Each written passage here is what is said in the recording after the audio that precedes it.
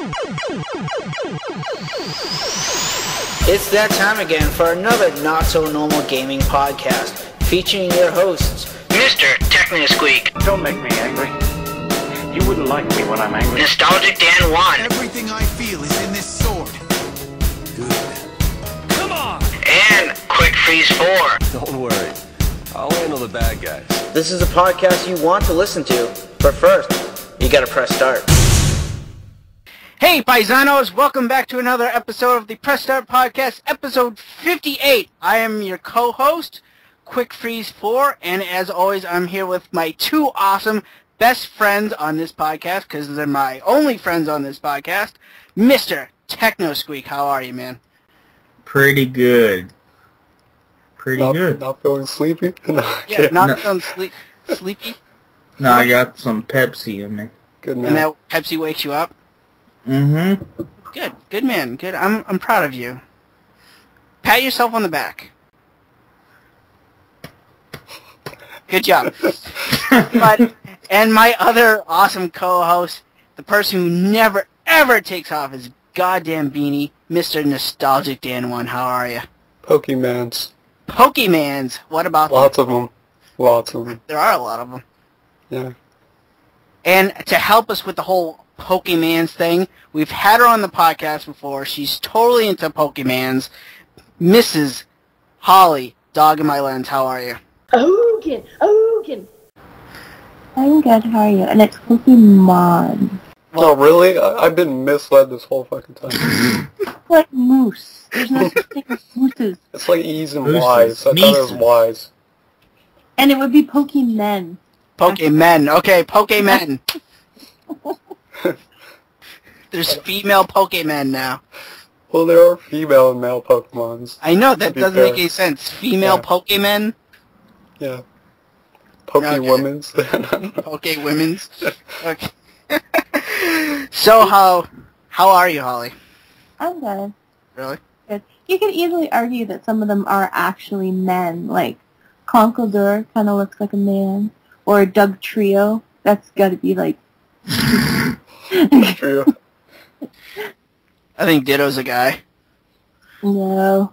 Ditto's ooze. Ditto's ooze? An ooze can be a guy. He's a purple ooze. He's a sex machine, though. Oh my god. That does everyone. He does everyone, He literally. does.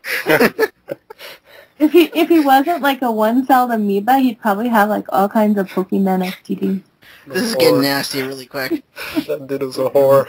Well, Ditto's a sex machine. That's how it works. What about Muck? Like, Oh, what is God. Muck? No, Muck's kind of like a blob thing. Good old Yeah, Muck. but you need to copy all the other Pokemon. I don't know. What happens if a Muck and a Ditto get together? That's just creepy. It breeds them up. It's true. What the fuck? That was hilarious. That's what it does. So, why don't you explain to our listeners, if they do not know who you are for some reason, who are you, what you do, and why you're here?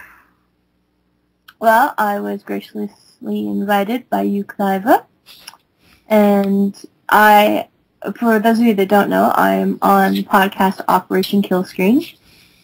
I'm one of 3 co-hosts.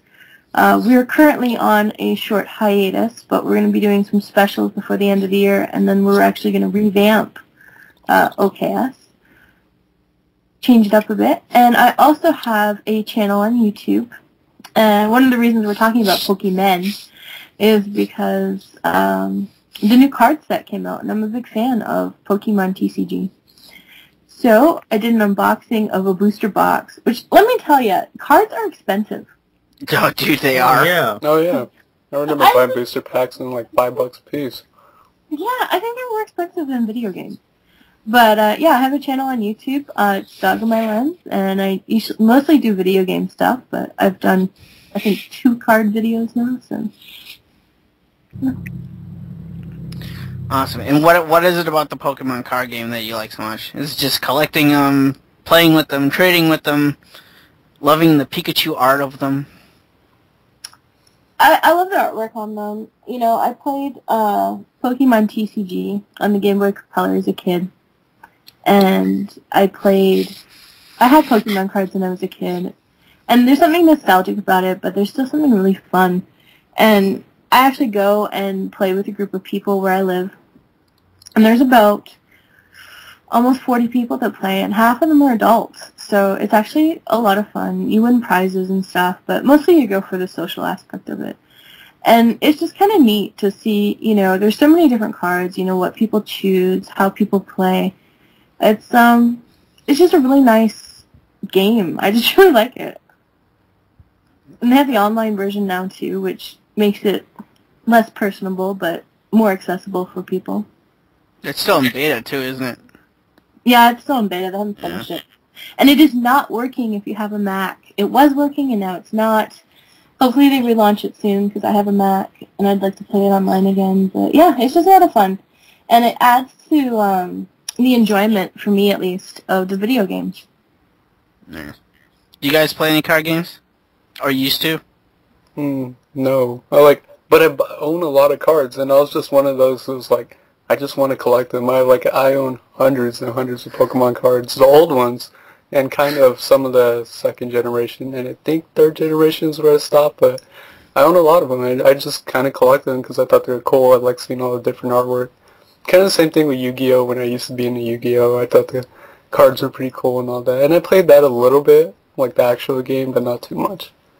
But yeah, it was so much fun collecting and buying all the booster packs, which got expensive because I remember them being like $5 a piece, and it always sucked when you got like that lame booster pack with like all common cards and stuff like that. Yeah. It sucked. What are you, Techno? You play any card games?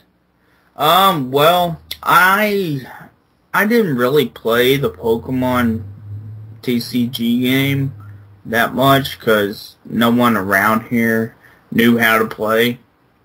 So I pretty much just collect. I mean, there was a few people that I played with, and when Yu-Gi-Oh! Came out, I was buying up those cards and playing like every day during like 7th and 8th grade. It was pretty cool. And you know what? Just thinking about Pokemon TCG is the Japanese card of grammar, where when it came over here, they changed his eyes to look like at you, because in the Japanese version of the card, it looks like he's looking up at a woman's skirt. Yeah, there's a lot of cards. I think I have that card. I think I have that card actually, because I remember a Grimer, he's popping like out of his sewer manhole, and there's a chick. Yeah, I have that card.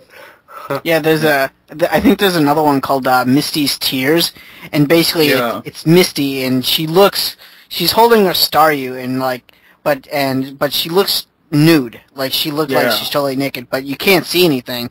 But when they transferred, they brought it over to the United States, it's totally different. They changed it to like, you know, a Squirtle, maybe like wiping off a tear off her face or something. They totally censored that card, yeah. But I did play the shit out of the Game Boy Color game. Nice. Oh my god. Yeah. And I do believe that was the very first Pokemon game to ever have running shoes. Was it? Yep. It was a card game. Why? No, we mean Pokemon TCG. You mean Pokemon like blue or red, right? No, like they had the trading card game on Game Boy Color. Right, but why would you need running shoes in that game? Because you go to different gyms. Yeah, you do. You do. I don't specifically remember getting the running shoes, but I know what you're saying. Yeah. That might be something to look up. Did Pokemon Yellow not have the running shoes? I don't think so. Because Pikachu had to follow you. Yeah. And I know when you got on the bike, Pikachu didn't follow you. He got in, like, your backpack or something. Yeah. So, I don't know. That's weird. I have to look that up. Interesting fact. Yeah. But, yeah, dude, I used to play, Magic. Like, Magic was the first... Oh, yeah, Magic. Yeah. Card game I got into, and then, I got into Pokemon. That's all I played during high school was Pokemon card game. I was, like, the nerd that played that game. And then I played other ones. I played, like, Digimon. I played, like, a Marvel superhero one. But, yeah, then I got into Yu-Gi-Oh! And I was totally into Yu-Gi-Oh!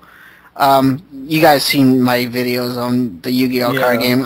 I play with the elemental heroes, which are, like, superheroes and stuff. But, I don't know. I don't really play with the Pokemon. I have 2 decks for Pokemon, but I really have no one to play with. Sucks. And I want to. Yeah, Yu-Gi-Oh! And Magic are way too expensive. I played Magic for a couple years ago. Dude, Yu-Gi-Oh! Is totally expensive.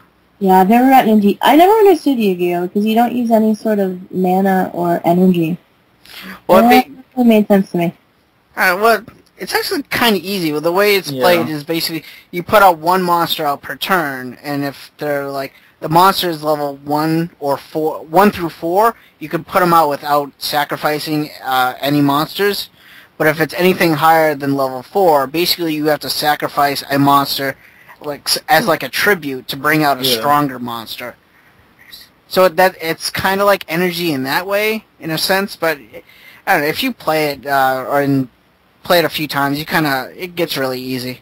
But it's really expensive already, so that's kind of like one of the reasons why I stopped playing. Because I used to go to this local tournament for Yu-Gi-Oh! And every time I go there now, all people care about is what the card's worth. You know, and like they're all these like 15-year-old to maybe 18-year-old kids, and they're like, he's like, oh, do you have Jinzo? And they're like, yeah. It's like, okay, how much do you value that card at? Oh my god, that pisses me off, dude. Because like, okay, you're excited about how much you can get for this card than actually playing the game. So yeah, isn't there like a higher number that you have to sacrifice 2 tributes? Yeah. Okay, this is how you play. Is that the god cards? I'm guessing. I'll explain it. Any monster between 1 and 4, you can put out with no sacrifice. Monsters that are level 5 and 6, you have to sacrifice 1 monster. Oh yeah, it's 7. Any monster that's 7 or 8, you have to sacrifice 2 monsters to bring out. Anything that's higher than that is 3, which are usually the god cards. Okay. So yeah, you're pretty much right. There's actually a new card game that's really... It's come over from Japan, and I know that it's really popular with the people I play cards with. It's called Cardfight Vanguard, and it's based off an anime and an RPG series. And it's similar to Yu-Gi-Oh! Where it has like stages 1, 2, 3, and 4, and it doesn't require any sort of energy source. But the cards that it has are so beautiful. Like the artwork on them, like pure Japanese anime art. And that's why it's become so popular. And if you watch the anime, like the actual anime series online, you can watch it for free. It actually teaches you how to play the game, which I think is kind of cool. Like, actually teach you the real game? Yeah. Because I know the Yu-Gi-Oh! Anime, they totally did not follow the rules of the card game. Not at all. And that's what I hated about that shit. Because in Season 1, they totally didn't. And then, I would try to play younger kids, Yeah. And they're like going off the show. And then Season 2 comes along and they're like, oh, maybe we should actually, do it like it's played. Yeah, implement the rules in the actual cartoon, yes. No, that Yu-Gi-Oh! Anime was so funny. I remember one episode where Yugi played the Pot of Greed card, which in the actual card game lets you draw 2 cards, but you can only play it on your turn. In the anime, he did that, and he drawed 2 cards, but he drew it on his opponent's turn, which he did like a combo with, making him winning the game, which won him the episode. It was totally stupid. But I know people like listening to this are like, what the fuck is he talking about? But Techno knows, though. Yep. I do have to say, though, for people that don't play the card game, I would hope someday, like, it's my dream that Nintendo will remake Pokemon TCG for the 3DS. Oh, I would so fucking get that. I just think that would be awesome. And to put all of the cards in it since, like, the beginning, so that you could just pick whatever you wanted. I think that'd be awesome. But I like the Yu-Gi-Oh card game on the DS. I think they stopped making those actually, but oh my god, those were actually really good because you can actually play over Wi-Fi with other people across the United States and even like Japan and all that. Yeah, we need a Pokemon TCG game for this video. We do. Wi-Fi. Dan, make Nintendo make one Why? so we can play it. What do you mean, Only if why? there's like 100 Charmanders in the game. All right, you can have 100 Charmanders. I have 3 Charmanders. Amazing. I have like so many variants of Charmanders. Like there's a couple Pokemon that I used to like collect all the variants. Like Pikachu, I have like probably 12 different variant cards from like all the generations. And, I don't know, there's just a few. Do you have the card Pikachu's birthday? I don't think so. That card made me stop playing the game when I was a kid because the idea is you could only play that card on your birthday, right? So they would play the card and they'd be like, it's my birthday today. And then you'd go back and the next week they'd be like, it's my birthday today. And I'd be like, no, it's not. It was your birthday last week. They actually banned it. That's so funny. I couldn't imagine some kid doing that. Want to get into some news? Assassin's Creed 3. It's not really a news story, but it's just kind of something really, really cool. Assassin's Creed 3 joins the list of games containing the Konami code. An Easter egg involving a special turkey. Once you do the code, the special turkey will appear, and he actually transforms into an assassination turkey, wearing his own Assassin's Creed hoodie. If you guys are interested in doing this little Konami code cheat Easter egg thing, play Assassin's Creed 3. I think on the Xbox it really only works. But go to Davenport Homestead after Section 6 or Chapter 6. Take cover on the back wall of the porch and whistle. When a turkey appears, target the turkey and put in the Konami code, which is up, up, down, down, left, right, A, B, and the turkey will transform into an assassin. Are you sure it's not BA? Oh, BA. I'm sorry. Yes, you are correct. Up, up, down, down, left, right, BA. You are correct. I'm sorry. How bad is that? You can get an assassin turkey in the game. And he follows you around. Like Pikachu. Like Pikachu, yes, exactly. You guys don't seem very excited about a killer turkey. I'm not a fan of Assassin's Creed. And you're not get into it. But are you a fan of turkeys? Sure. Alright, then be more happy. Yeah, that's awesome. There you go! Alright! Alright, next news story I got here is the Assassin's Creed anthology has been leaked.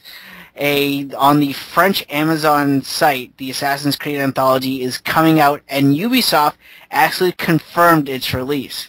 The collection will include all 5 games, including Assassin's Creed 1, 2, Revelations, Brotherhood, and all 4 of those games are going to contain all the DLC, and the 5th game is obviously going to be Assassin's Creed 3.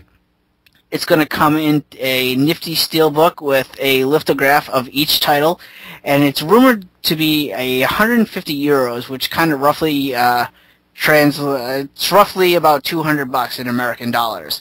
It doesn't actually have an official price yet or a guide, but I don't know, for people who actually already have the Assassin's Creed games, probably not worth it to you, because I have all the Assassin's Creed games. So, but if you guys are wanting to get in the Assassin's Creed series, here you go, nice collection for you. Does it include all the DLC as well? Yeah, it includes all the DLCs for the first 4 games. Because obviously, the DLC for Assassin's Creed 3 is not out yet. It seems every year, right before Christmas, French websites leak, quote-unquote leak, a lot of games. I just find it suspicious. What I find awesome about this is Ubisoft actually confirmed it. Mm-hmm. Like, there's yes, it is coming out, so that's kind of cool. But I'm not interested in it, though, because I already have all the games. But, you guys should get it, though. And get the Assassin Turkey. But the next news story here I got is a new Uncharted game has actually been leaked as well. The Australian Classification Board actually revealed that the next entry in the Uncharted series is going to be called Fight for Fortune. A tweet made by GameStop regarding the game was retweeted by Sony. The game's listing has pretty interesting details. Most notably, the game is not developed by Naughty Dog, but it's going to be developed by One Loop Games. One Loop Games is... Oh, good. Do you know them? No, I don't. That's the problem. Yeah, I've never heard of them either, but the games they have worked on are Saboteur, Ratchet & Clank Going Mobile, the God of War Betrayal, and the console adaptation of Star Wars Episode 3, The Revenge of the Sith. I've never played any of those games, so I have no... Yeah, so I have no idea if One Loop Games is any good. But the game's classification is multi-platform, but this probably doesn't mean that Nathan Drake is going to be on the Xbox or the Nintendo console, but it probably means it's going to be like cross-platform between the Vita and the PS3. Yeah. So, I don't know, that's kind of cool. I like the Uncharted games, so... Dan, you like them too, don't you? Yeah. Although I don't know how I feel about this because it's a random developer. Yeah. I don't trust them. Especially after the games you named. Only one of them was like a somewhat big game that they did, and that was the Saboteur. Yeah. That didn't sell well, but it was like their biggest game in scope. Other ones sounded like mobile games and stuff like that, which is well, yeah, not a good thing. Yeah, Ratchet & Clank Going Mobile actually has mobile in the title, and then God of War Betrayal. I've never even heard about I never those. heard that. Yeah. It's a great game. It's it's a mobile game, but I don't know. Oh, good. I don't know. Doesn't have a release date or price yet, so who knows? Naughty Dog said they weren't going to make any more Uncharted. Yeah, and I believe them because they're working on The Last of Us. So, but They give it off to some other company, just like they did with Jack and Daxter. You motherfuckers. They're gonna pimp it out and beat it to death. probably. Well, But the last news story I got here is Capcom is no longer able to sell Tatsunoko vs. Capcom due to their license has been expired.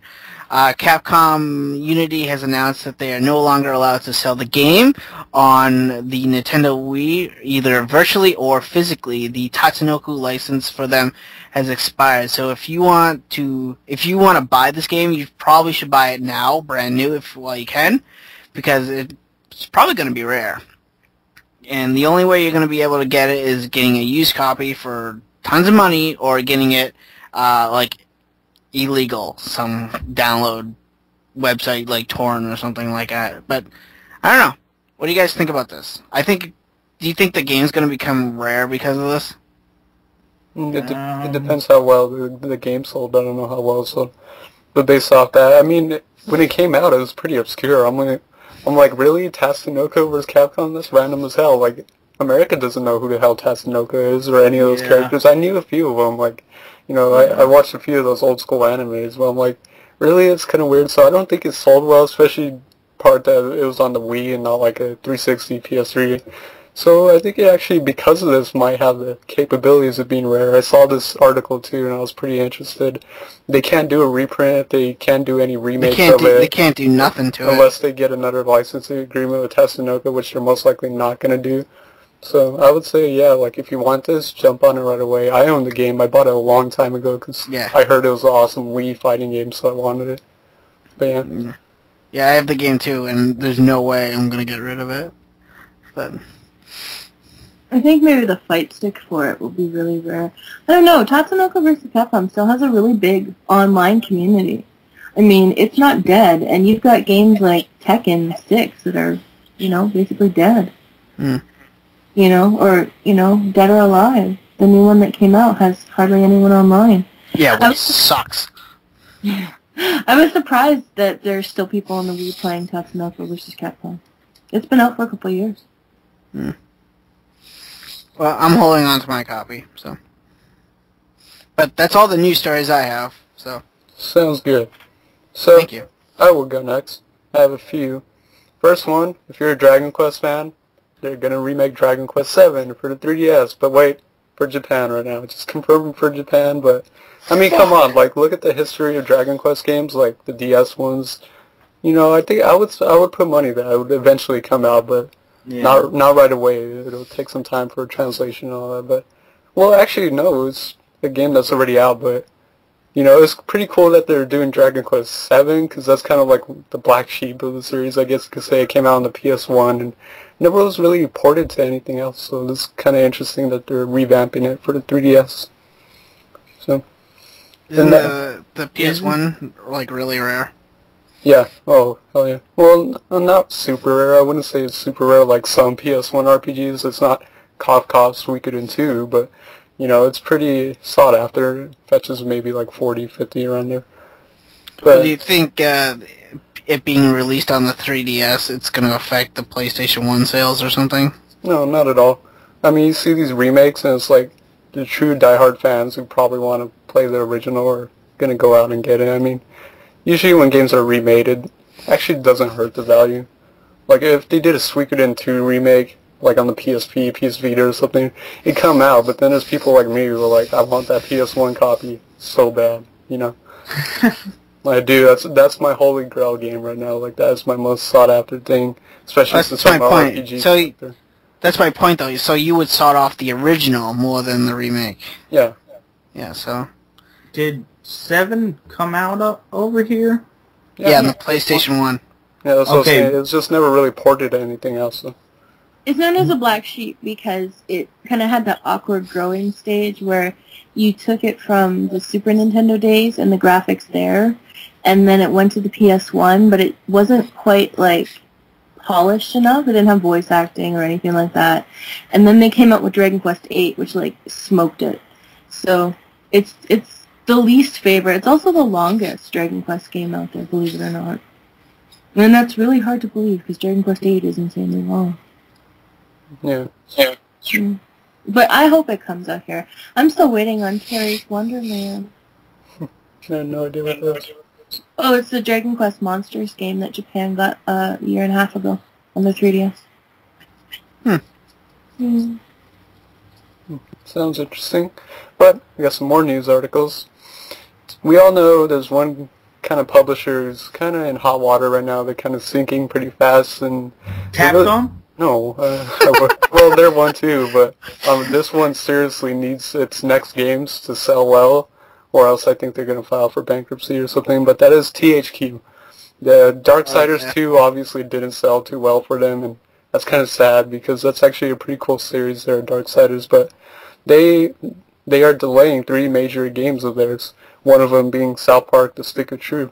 So it says, reported in second quarter fiscal 2013 results, THQ announced a delay of South Park: The Stick of Truth, originally scheduled for March 5th, 2013. They said they pushed it back to early fiscal 2014, which means either late next year, like halfway through, like quarter 3 or 4, basically. And the other games that they mentioned they are delaying as well is Company of Heroes 2, and actually a game I'm kind of interested in, Metro Last Light. So those have been delayed as well. And yeah, that company's in hot water right now. Like I said, Darksiders, they were really hoping that would sell well for them, but if these don't sell well, I think you're going to see the last of THQ, honestly. Well, why are they in hot water? It can't be just because Darksiders 2 did bad in sales. They're in hot water just because all their games have not done well in sales. Oh, so it's multiple games? Okay. Yeah, none of the games have really sold incredibly well. It's like they make good games, or like they publish good games like the original Darksiders, it's just no one's buying these games. So they're really banking on hoping that these next couple games are going to sell well for them, because they don't have enough money. That's basically why they're in hot water. Okay, so, and my final news article is for PR Solar HD Remake, which has been recently announced, and it's doing a Kickstarter right now, so like anything, typical Kickstarter, and they're actually very well off. Like, they're almost going to reach their goal. It's been up for 5 days, and they're already at $80,000 out of $139,000 for the goal. So it's pretty obvious that they are probably going to reach their goal, but yeah, it's basically what it is HD upgraded version of PSLR, which PSLR is a homebrew game that came out for the Genesis. It was a completely brand new RPG experience, and it was a really small team called Watermelon just working on making this game from start to finish and producing it physically with all kinds of goodies and stuff like that. And the first print copies of the Genesis one are uber rare, but I know this is pretty cool because a lot of people obviously haven't had a chance to play this game just because of how expensive the game is and just kind of how sought after the game is, and the reprints they only did a couple reprints. So, but this is going to be a remake for Xbox 360, which, because this says 360, I'm assuming either Xbox Live Arcade or maybe Indie. I don't know how much it's going to cost. Maybe I would assume at least $15, like a 1,200 point game. And also PC, so I would guess Steam, stuff like that maybe. Yeah. Mac, Linux, and here's the weird one, Sega Dreamcast. Woo! That is weird. Really? But yeah, a physical copy for the Sega Dreamcast. I think it's $65 Yeah. for Dreamcast, or just for the regular edition Dreamcast. Yeah, especially since the Dreamcast is the only one of those that's going to be physical. So, yeah. Yeah. If you want to get it in physical form, you're going to have to get the Dreamcast version, but there's some pretty sweet offers. Like, I know the popular ones are these $125 ones that are the collector's edition, that are physical collector's editions. One for the Sega Dreamcast, it comes with a physical package that includes PSLR for the Dreamcast, and you get to choose which version you want, which is pretty cool. So USA, Yeah. Europe, Japan, which I'm assuming are going to have like different artwork and stuff like that. A guidebook and a signed lithograph, which is pretty sweet, and I think it comes with some figurines. So that's about it. Now, like, it being on like the Xbox with like HD graphics, doesn't that kind of like hurt what made PSLR like so great? Well, no, it's just like anything you would do though with HD remake. Yeah, they're keeping it stylistically the same. They're just, instead of it being pixelated like the 16-bit era, it's very crisp and clear. Yeah, but I think that's what just makes it so good, though. Like, gives it like nostalgic value, even though it's not really that old. I love the original. Like, they have comparison shots, and like, don't get me wrong, the HD version looks pretty damn gorgeous, but you know, obviously people aren't gonna want a 16-bit version if they're gonna be paying like $15 for it on the Xbox 360 or something. They're gonna want it to be HD, just like everything nowadays has to be HD. So. And it's just a way for people to play it, because so many people haven't played this game, which is kind of a shame, but it's a balls hard game, but yeah, it's just easier. They're making it more accessible, I guess, is what they're trying to do, and they're trying to spread the word for the game. Cool. Yeah, I definitely love the retro style, personally. Yeah, that is my news story, so Techno. Oh, ho, ho. Oh, All right, Santa. It is, well, Silicon Knights, you know, the makers of, Eternal Darkness, I'm kind of forgetting, they helped with, that Metal Gear Solid on the GameCube, and that's about it. Silicon Knights ordered to destroy all unsold games using the Unreal 3 engine, or Unreal Engine 3. And award to Epic Games doubled. So, Silicon Knights is being ordered by the U.S. court to recall and destroy all unsold copies of games using Unreal Engine 3, including Two Human and X-Men Destiny. Oh, great games. Beautiful. I played Two Human. I swear to God, that was pure garbage. So those games are going to be like recalled from stores and stuff? Yeah. Shit. That's unfortunate. Well, that Money back too. Well, I'm saying I played X-Men Destiny. It was not a really good game, but now that it's going to be destroyed, I kind of want to buy it now. Well, I don't think it's going to be rare because I think there has to be some level of sought-afterness, and trust me, no one's rushing out to buy 2 Human. I don't know, but I'm rushing out to buy X-Men, I though. would, and I'd be like, yeah, screw it. I don't need Dude, it's superheroes, man. I gotta pick it up. The new ruling on post-trial motions for the case between Silicon Knights and Epic Games also saw Epic's jury award up from $4 million to over $9 million. So yeah. So what's the deal? Did they get the license to use the Unreal Engine for another game? How did they get the Unreal Engine 3 without permission? Like, they steal it? Like, I think that's what happened with one game they did. I'm trying to see if it says what it began with Silicon Knights suing Epic Games in 2007 for allegedly breaching the company's agreement over the Unreal Engine 3 licensing. Epic in turn turned a counterclaim alleging Silicon Knights developed its own engine and games other than 2 Human illegally by using Unreal Engine 3. yeah, so they used it for other games they weren't supposed to. Nope. Well, they deserve it then. Dum. Bastards. Now I gotta buy X-Men. Now we gotta keep 2 Human. God damn. Fuck me. I literally got that game for $1. I shit you not. Go take it back to GameStop and be like, I paid $60 for this. I heard it was recalled. Yeah. Pretty awesome. 50 cents. They probably wouldn't pay you a damn thing. Probably. I'd have to pay them to take it. Like, yeah, probably. No, what you do is you trade it in towards another game, so you get that bonus credit or whatever. oh, sweet. That means I'll get $1.25 off. There you go. Oh, yeah. Right. Techno, what else do you have? Well, any fans of Grand Theft Auto? Nope. Red Dead. Red Dead all day. Hold on. Shit. Well, you will be playing 3 people in GTA 5, which is kind of weird. Only 3 people? Yeah, well, they only did 1 every other game, except for the first one. Oh, well, 3 characters. Yeah. Oh, I thought you meant I can only play with 3 people online. Oh, no. Okay. And there no one from the games that came before it, so all you fans of CJ from San Andreas, sorry to bust your bubble. God damn it. I love CJ.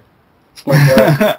And they say GTA 5's map is bigger than GTA 4, San Andreas, and Red Dead Redemption combined.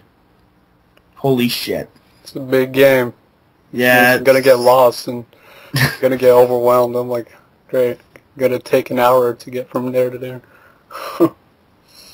Yeah, it's kind of weird. I never Unless really- they do that thing in 4 where you hop in a taxi or whatever, Yeah. and then you can, like, press skip.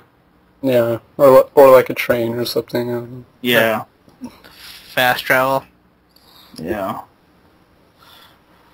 But hey, Xbox 360 USB data storage limit doubled to 32 gigabytes. It's pretty sweet if you use USB storage devices. Yeah, which I don't. Yeah. Yeah. I guess I should. So, but can you, like, save, like, can you, like, buy games, you know, and then put them on your USB sticks? Because I don't think you No, can do it's just like save No. files and stuff like that. Oh, that's stupid. Yeah, and you really don't need that much memory for save data. At least I don't think, anyway. I remember somehow, if you had a USB stick, you could somehow get, like, you could download, like, Xbox Live Arcade games on your computer and put them in your flash drive and put them into your Xbox and somehow unlock it for free. Well, doesn't Windows 8 come with Xbox Live Arcade now anyway, and you just have to log in with your gamer tag? Does it? I didn't know that. Yeah, it does have something about Xbox on Windows 8. Because I know that with Sony, if you buy something on PSN, you can access it on your PS3, on your PSP, and on your Vita all at the same time. You can download it to all three if you want, if it's compatible. I just figured Xbox was the same way. Yeah. Well, there you go. All you people that use storage, flash storage, you can use 32 gigabytes. Congratulations, people. You did it. There you go. Alright, Street Fighter Alpha 2 on GOG for $6. What's GOG? Good old games for PC. What is that? It's a place where you can buy old games. Oh, so it's like a Steam service? Yeah, sorta. Gotcha. Okay. I didn't know what it was, seriously. Alright. Okay. That's cool. It's a straight port of the Windows version of the game from the late 90s. Anyone plugging a PS3 or Xbox arcade stick into their USB port and hoping for built-in compatibility will be disappointed. Regardless, if PC is your fighting platform of choice and you, like many others, pine for the simpler days of the alpha era, here you go.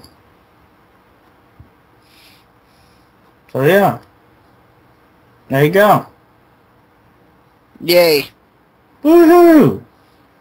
And I believe that is it for me. How about you, Holly? You have anything news related you want to talk about? Did you guys know that the pink and white 3DS bundle is coming out for Christmas? It's going to be a 3DS XL. I know you guys have the pink one. No. No? Nope. It comes with a copy of Professor Layton, The Miracle Mask, and Styles Savvy. If you're a girl. Oh, I don't know if you guys talked about this in the last podcast, but the Level 5 Black Box games are out on the 3DS. No, we didn't. What are those? Basically, Level 5 made a game called Guild in Japan, and it was 3 games by 3 different developers. The first one was a shmup made by Suda51 called Liberation Maiden. You can download that right now on the eShop. The second one is called Airporter, and it's actually like a strategy game. And then the third one is Crimson Shroud. And it's actually a dice rolling RPG where you roll dice in the game. So it takes you back to tabletop RPGs. There's a link there. But Liberation Maiden looks really, really awesome. I know Suda51 games are kind of hit or miss, especially with Lollipop Chainsaw. A lot of people are really unhappy with it. But if you watch some gameplay of this, it looks pretty decent. And it's nice to have an option. We didn't get a retail copy of it here in North America, but at least we'll have the option to play the games in Japan. Yeah, I'd actually heard about that one Liberation Maiden, but not the other ones. Oh, and Paper Mario Sticker Stars coming out on Sunday. And God. Oh. Need some time alone there? Yeah. You okay? It actually does come out this Sunday. Holy shit. I had no idea. Yeah. I can't wait. Apparently it has a giant goat in the game. Giant goats are... Yo, what is this goat? I keep hearing about this goat. Nintendo just writes really awful. Have you ever played any of the Paper Mario RPGs or any of the I played the one on the Wii, but I didn't finish it. Yeah. Have you ever played any of them, Dan? Like Thousand Year Door? Yeah, that's actually the only one I played. Is Thousand Year Door. That one is my favorite out of all of them. But the funny thing about the goat is they're just written to be wacky. Like, they don't follow any kind of guidelines when they write these games, so they go off the wall. And Thousand Year Door, I think, has, like, the best story. You go through the sewers, you're fighting the X-Nauts. I mean, it's just something you wouldn't expect. I mean, halfway through the game, you end up on this floating blimp, which is, like, a WWF wrestling thing for Yoshi. It's wacky. And I can't wait for Paper Mario Sticker Star. On Sunday. I can't believe it comes out this Sunday. I totally forgot. Woo-hoo! PlayStation All-Star Battle Royale comes out November 20th. Shit, are you serious, man? Yeah. Did you guys play that demo? Yep. I did not. I played the beta too. I don't know why they had, like a good amount of characters unlocked when I played it at PAX Prime, and then the beta only has like 6 characters. Well, they probably just weren't ready yet. I guess so. I don't know. You got to play as Jack and Daxter, didn't you? Yep. And they're not on the beta. Wow. Yeah, I'm looking at it. I'm on Amazon right now. Epic Mickey comes out the 18th, too. So many games. There are so many games. Oh my god. I have a public service announcement. I totally forgot about this. But if you're a fan of 999, you probably picked up its sequel on the 3DS and Vita called Zero Escape: Virtue's Last Reward. And this is more of a PSA for the 3DS owners who picked it up on the 3DS. It's been kind of well known, but there's actually a game corrupting glitch, causing your save file to get completely corrupted, and you have to delete it, start all over. Now, this, I'll tell you where it happens. It was found out and discovered by some user on NeoGAF, but if you save your game while in the Pressure Exchange puzzle room or Crew Quarters puzzle room, it can cause a possible corruption of your save file that can only be resolved by deleting your data and starting again. And so, like, how it works is, like, these kind of games, I played 999, you'll go into, like, a puzzle sequence where you're in the room, and I don't know how it works in this, but in 999 you had to, like, basically find out clues to move on. But it allows you to, like, save during that time, but it also allows you to save, I guess, what they call the novel sequences, where everyone's talking. So I guess if you save it when you're in the puzzle room, it could cause a possible corruption, but I think as long as you save, like, during the novel sections, like, maybe after that, you should be okay. It's only with the 3DS version, it doesn't affect the PS Vita version. And apparently it's because this was an actual bug that was apparent in the Japanese copy, and when they brought it over, they completely forgot about it and didn't fix it at all. So, there you go. So just watch out for that. It's Puzzle Exchange Room and Crew Quarters Puzzle Room. Do not save. Just wait till you get to, like, the novel sequences, and you should be good. And they apparently, there's no info if Axis is going to do anything to fix the bug or patch it out, but, just be careful. That's a pretty bad glitch. Yeah, that's always a bad glitch if it's, save corrupting or game breaking. Yeah. You would think they'd be able to patch it, because they patched Mario Kart 7 on the 3DS, so it's not like it's technically impossible. Yeah. This is probably really expensive. Yeah. Because it was evident with the Japanese one, and it sounds like it's something that requires going back and looking at the actual master code of the game, and they have to figure out what the issue is. But like I said, if you have the PS Vita copy, nothing to worry about there. It's fine. Yeah. That sucks. For 3DS owners. Adventure Time also comes out on November 20th. Yeah, I'm actually looking at Amazon right now, and I'm staring right at it. I'm excited about the game. Are you guys getting any of these games? Paper Mario, Adventure Time, anything? Paper Mario, probably. Paper Mario and PlayStation All-Stars.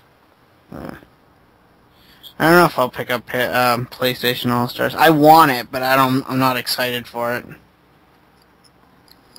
Yeah. I don't know, I just don't see myself chipping out 60 for a game like that. No, it should be a $40 title. I played the demo, and $39.99 is what they should be charging for it. So, you guys know what time it is? Oh, God. I don't Techno, know. you won last week. Oh, yeah. You should be excited. And I never got back with you on that. I know, and it let me have free reign. Atari Jaguar fuck. it is. Damn it. Right? But it's that time for Cliva's quick little trivia.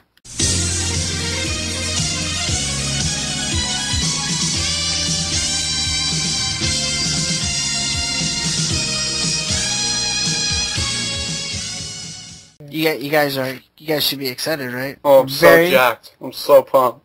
I'm So hyped. I'm so hyped. Get hyped. You guys are fucking insane. I'm sorry, but I love making fun of those guys. Alright, Holly, you know how this works? Mm-hmm. Okay, well, I changed it. Oh, So throw that out the window. well, never mind then. Alright, basically, I rethought the rules, made it more fair, and I gave the game a kind of like a reward-risk scenario with it. We're going to play Jeopardy. I set it up just like Jeopardy. Oh, fuck yeah. Alright? I love Jeopardy. Okay, Oh, good. fuck. Basically, I have 4 categories here. Each category has 3 questions. One question's worth 1 point, second question's worth 2 point, and 3 points, obviously that. And then after all the questions are asked, I have a bonus question, which, you get to wager how many points you want to wager. You can wager all of them, nothing, or half of them, whatever you want to. It's Jeopardy, okay? Do I have to answer in a question? No. What is No. PSP? Yes, you have to do that. Charizard sucks. Yeah. Are there daily doubles? You do not have to answer your answer in the form of a question. Okay? Alright. Okay.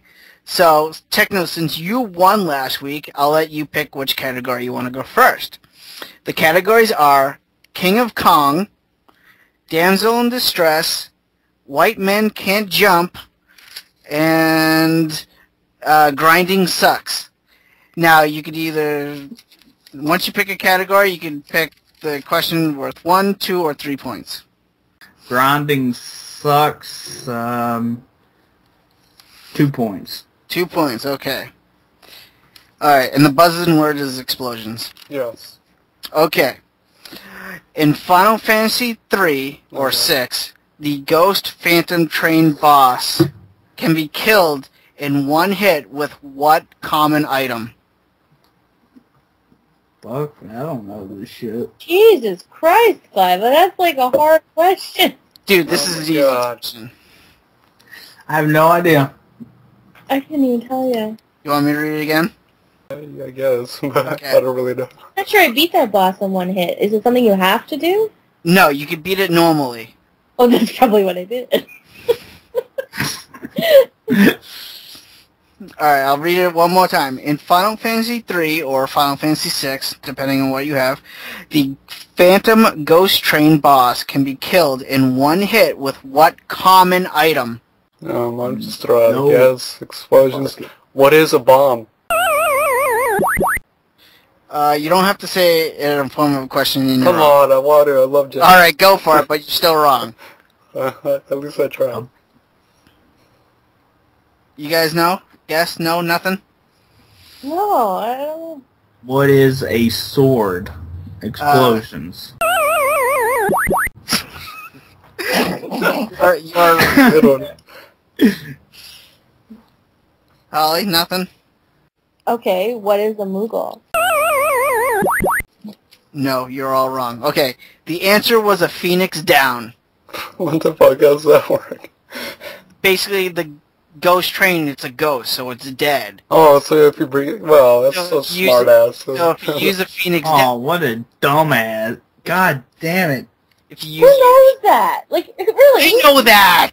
I use that all the time! I wish she should be worth 100 points. It's a daily double right there. Alright. So yeah, if you use the phoenix down, you bring the train back to life, therefore it's no longer a ghost and it dies. It's weird. Well, I know what to do now. What about? Okay. Yeah. Vibe it. Yeah, seriously, as soon as the battle starts, you give it a phoenix down and you kill it. Look it up on YouTube. Alright, Techno, you get to pick again since no one got that question right. Okay, I forgot the fucking categories. Categories are Grinding Sucks, Damsels in Distress, King of Kong, and White Men Can't Jump. King of Kong, 3. 3 points. You're gonna pick the fucking hard questions, are you? Okay. What is the name of the princess in the Donkey Kong arcade game? Well, wait. Fuck, damn it. Wait. Damn it. Explosions. What is it? What is Pauline? You are correct, sir. Damn. Yeah. Originally her name was Lady, but then it got changed to Pauline. But you are. Sweet. Alright, Dan, you get to pick the category. Okay, what is... that was King Kong, so what is Damsel in Distress for 2? For 2 points. Okay. What game is Princess What's Her Name from? Wait, what? Wait, what? How do you get that? The question is, what game is Princess What's Her Name from? That's her name? Is it what's her name? Her name is What's Her Name. Okay. Hell if I know. Confused right there. I don't know. I've heard that too. Yeah. You guys are gonna hate yourselves when I tell you the answer. Oh wait, no.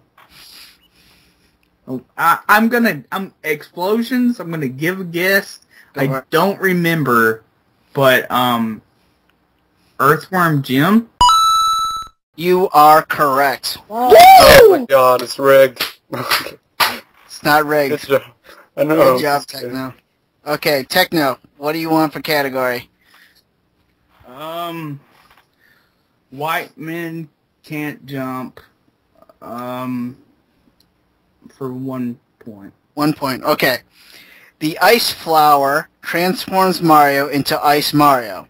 What is the game that first introduced this power-up?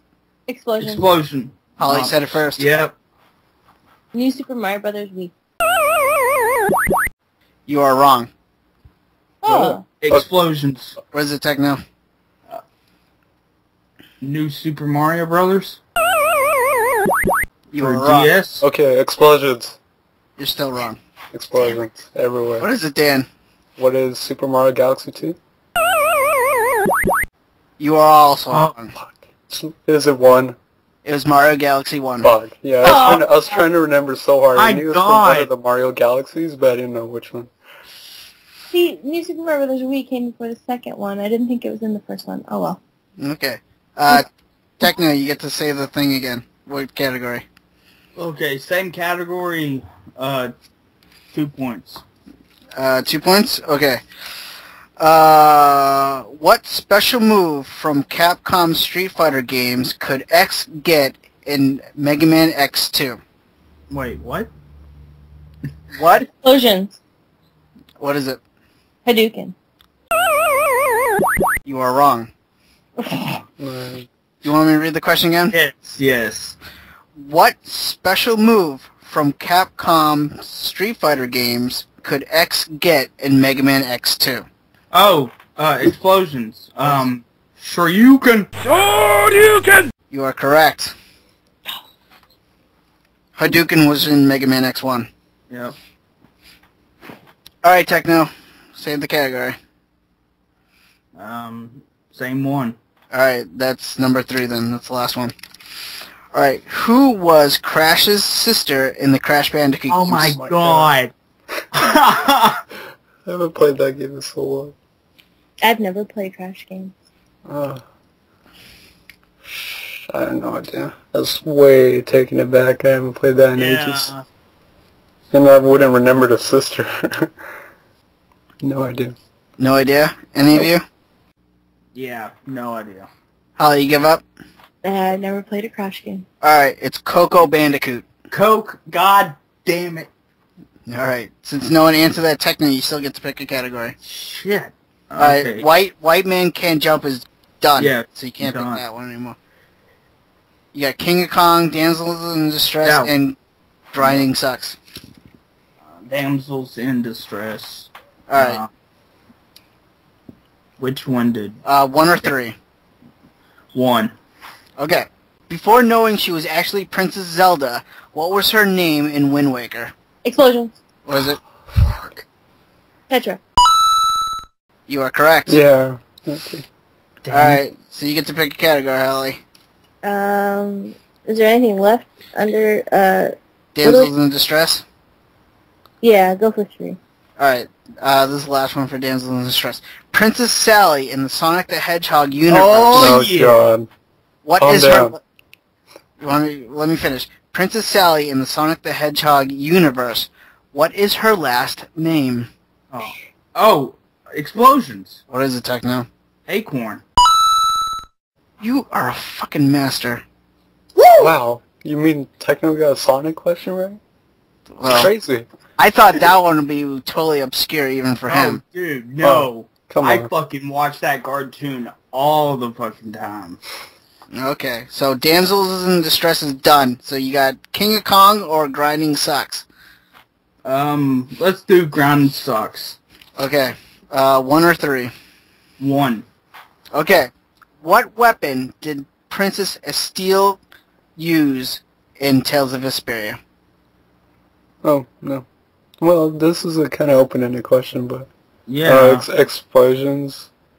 Are you, like, looking for a specific weapon? Like, because you can equip so many different ones. That's what I'm She can use 3. I'll just take 1.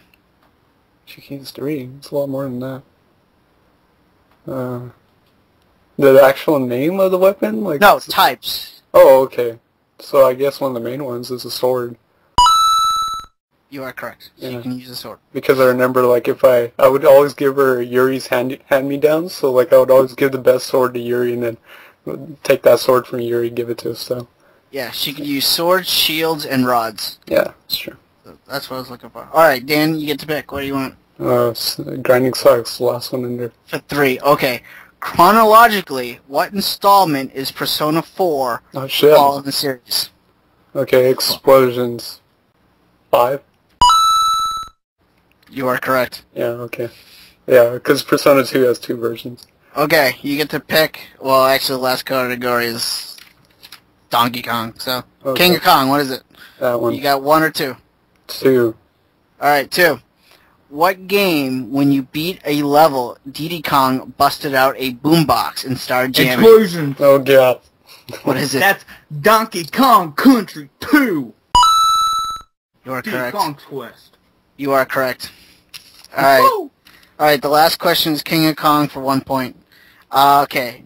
How many Kongs did you get to play as in Donkey Kong Country 4? Or 64? No. Oh, explosion. What is Damn it? 6. Wrong. No, it's crazy. Explosions. What is it, Techno? I'm guessing here 5. You are correct. Woo! The Donkey Kong, the Kongs were Donkey, Dee, Lanky, Tiny, and Chunky. Oh, you didn't get to play as Crazy Kong. Nope. Okay, so that was it. Holly, you have 1 point. Woot! Dan, you have 7 points. Sweet. And Techno, you have 10 points. What? Okay, let me take Okay. care. Alright, so the last question is you guys get to, wager your points. So, how much you want to God. it in. And how this is going to work, so you guys don't give each other's answers, you're going to send to me in the chat how many points you're wagering and the answer. Separately, not in the group chat. No, okay, so we send it to you directly. Yeah, individually, okay? So you Okay. guys don't know what the other one's saying, Yeah, that's good. okay? Holly, you cannot put 100 points. Why? Because you don't even have that many. I have really good credit. I don't believe you. Okay. Alright, this is the question. What sports series... Stop sending me shit. I'm sending you what a wager. 7 deep balls? No. Fuck it. No, balls deep. Okay. Okay. You guys suck, dude. You're ruining this. Okay, here's the question. What sports series is considered to be the best seller and has been going on since 1988 to current consoles, spanning across 29 different platforms?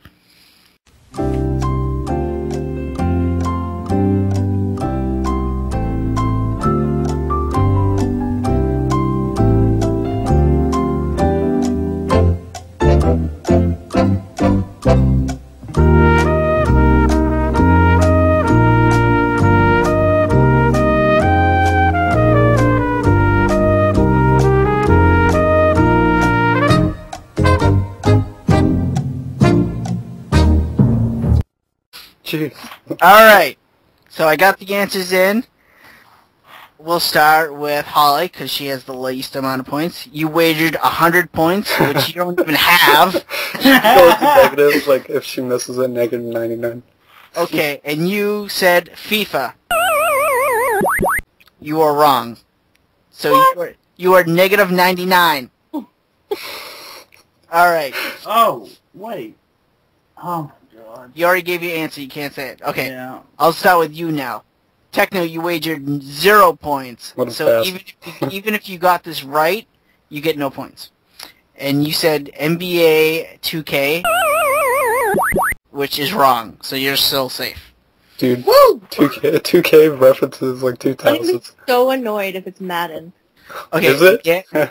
Dan wagered 7 points. Oh yeah, balls All the deep. points he has. And he said Madden.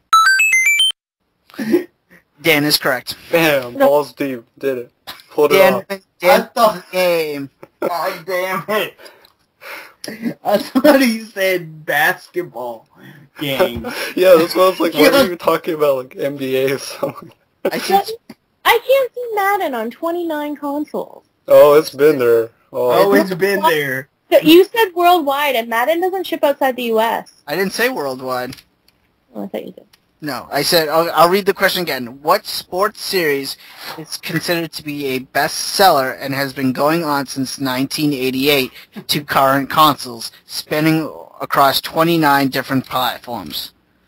I did not say worldwide. good old Madden. You know me, I love my Madden. You love your Madden. Okay, so Dan won with 14 awesome points. God damn it. Balls deep, that's how you do it. That's bullshit. You rock! Woohoo! Fuck you. Dude, you wagered 0 points. You didn't even take a risk. Thanks, Well, Alex. yeah, because I This was a knew good I show. was big wrong. Okay, well. Okay, since I'm doing this whole Jeopardy thing now, you do not get to pick a theme. That's cool. I like But you get to go first next week. Sweet. Alright, good job. That's So fun. congratulations. I like that. I love Jeopardy. Good. I hope that's better. This format is better than the last format. You know me, man. Love my PS3. PS3 or GTFO. You know, all other consoles can eat it. You know, fuck all that other shit. Fuck your. No, wait. What am I saying here? Here's the end-all be-all system. Everything pales in comparison. Fucking Panasonic 3DO or get the fuck out. That easy. What the It's not- fuck are you talking about, dude? Panasonic 3DO. Come on. It's the best thing. Everything else sucks. Why do you say that? Because I love my Call of Duty, you know? Play some Call of Duty with the bros, you know? Go like 25 and 180 no scope. I'm having too much fun with this, but basically I'm talking about fanboys. You know, fanboys who love a system just because they're so loyal to it and because they love it so much. Everything else sucks to them or is terrible, or game-wise, you know. If it's a certain rival series, then that series is a piece of shit and only that series counts, you know. But they don't use any logic. That's the key word. There's They don't. no logic behind it. There's no explanation as to why, you know. me, if I talk about a game I don't like, or if I think it's a bad game, I'm going to explain why this is a bad game, because it's got poor controls, you know, sloppy handling, whatever. But fanboys don't do that, and they're just so loyal and dedicated that they're kind of close-minded and have a hard time interpreting other ideas. So, we've seen them. What do you guys think about them? Well, I'm glad you brought this up, because recently Halo 4 just came out. Oh, yeah. And ever since it came out, I've not once I've seen Halo rules, but I've seen plenty of Halo sucks. Now, I asked these people, like, I've wrote messages, like, comments, like, why do you say the game sucks? Like, I appreciate, you know, I can understand, like, you hate the game, that's fine, cool, it's not your game, but, like, they don't, like, people, they don't give a reason why they're saying it sucks. They're just like, well, it sucks. It's like, okay, well, thanks for backing up your argument, guy, you know? Like, that's what I've experienced lately. Yeah, exactly. I mean, to a point, like, system-wise, like, I know I see people, it's like, oh, PS3 is amazing, or, you know, 360 all day, or, you know, no one's really too loyal for the Wii, but it's just like they... Yeah, some people are. Yeah, there are some Nintendo fanboys out there. Yeah, they're like, what, 5? Yeah. Like, oh yeah, my Wii's amazing. But that's the thing about it, it's like, I don't care. Like, I want to play all the games, and, you know, I want to own all the different systems, because there's different games on each system that I want to play. All systems. I was a fanboy before it was cool. Oh yeah, Sega fanboy over here. Woo! Dreamcast or GTFO. Yeah, Dreamcast, get the fuck out. See, why do you say that, then? Yeah, PS2 all day. No. No, I'm serious. No, I'm serious. Why? See, exactly. Why are you saying fuck PS2? Yeah, PS2's a good system. I like them both. I'm just kidding, guys. Oh, well, no, I'm just like, I want to know, like, why do people do this? Like, why does Halo 4 suck? Why is the PS2 better? Because they like Call of Duty better. Okay, well, this brings up my argument. This is what I'm going to talk about in games we've been playing, is the new Halo 4 is basically Call of Duty meets Halo. Yeah, like, I've been seeing a lot of Call of Halo. And Halo... Oh, sorry, Resident Duty. Halo of Duty. Yeah. Sounds so like, yeah, they brought a lot of Call of Duty elements into the new Halo. Now, will that get people to say Halo sucks, or, like, make them stop, or what? No. Yeah. It's just gonna happen. Because the people that didn't like Halo to begin with, it's not gonna play Halo. No matter what. So you have to remember, Halo is one of those generation-changing games. I mean, there were people that used to have LAN parties with Xboxes to play. Oh yeah, that's me. Years and years and years. And those die-hard fans picking up Halo 4 are not happy. And that's why everybody's kind of got that attitude that Halo sucks, because it's not like it used to be. Halo was a generation-changing game, and after you make the, what is this, with Halo Reach and Halo ODST, that's like the 6th or 7th game. They just can't, I mean, they're just reinventing the wheel and then making it Call of Duty. I mean, you guys... Yep, how is that reinventing the wheel, though? Well, it's not. I mean, you're just reinventing the wheel. I mean, you can't even really do that. The wheel's a circular object. Like, it's there. There's a wheel. It's round. You know. Reinvent it, it's still a wheel. No, that's fine. Like, at least, like, you gave a reason why you like. I know you don't play Xbox a lot. You know, you don't have it, but like, you know, at least you gave a reason. Some of these people, they don't give a reason. Like, that's what pisses me off. Like, Techno brought up Grand Theft Auto, like, earlier in the episode. I don't like Grand Theft Auto. But I can give a reason why I don't like it. The reason why I don't like it is because, well, I think it was Grand Theft Auto 3, I was watching my brother play this game, and all he was doing was killing hookers. Now, when I tried to play the game myself, it was fine. I played the game, you know, I got maybe, like, the 4th or 5th mission in, and I basically had to massacre, like, a whole bunch of people. that's when I turned off the game. I'm like, I'm not playing a game where I'm like mindlessly killing a bunch of people for no fucking reason, especially over drugs. Like, for me, that's why I don't like Grand Theft Auto. But I'm giving a reason. I think that, in all honesty, and I think this has happened across the board, I think publishers have gotten lazy. I mean, I know with Nintendo, I mean, I'm getting sick of new Super Mario Brothers games.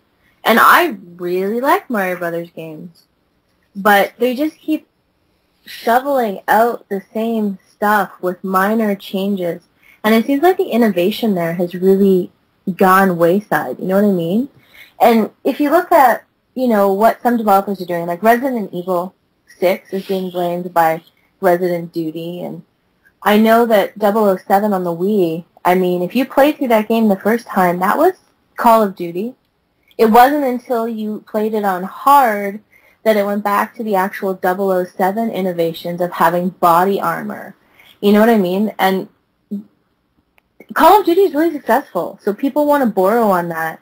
It's what gamers are playing and what some gamers are used to. And I think that I think maybe developers are trying to play to that crowd and say, hey, look, yeah, it's like Call of Duty. See, isn't that fun? But they're really isolating the people that love the series for being different. And I think that's why the community is so torn.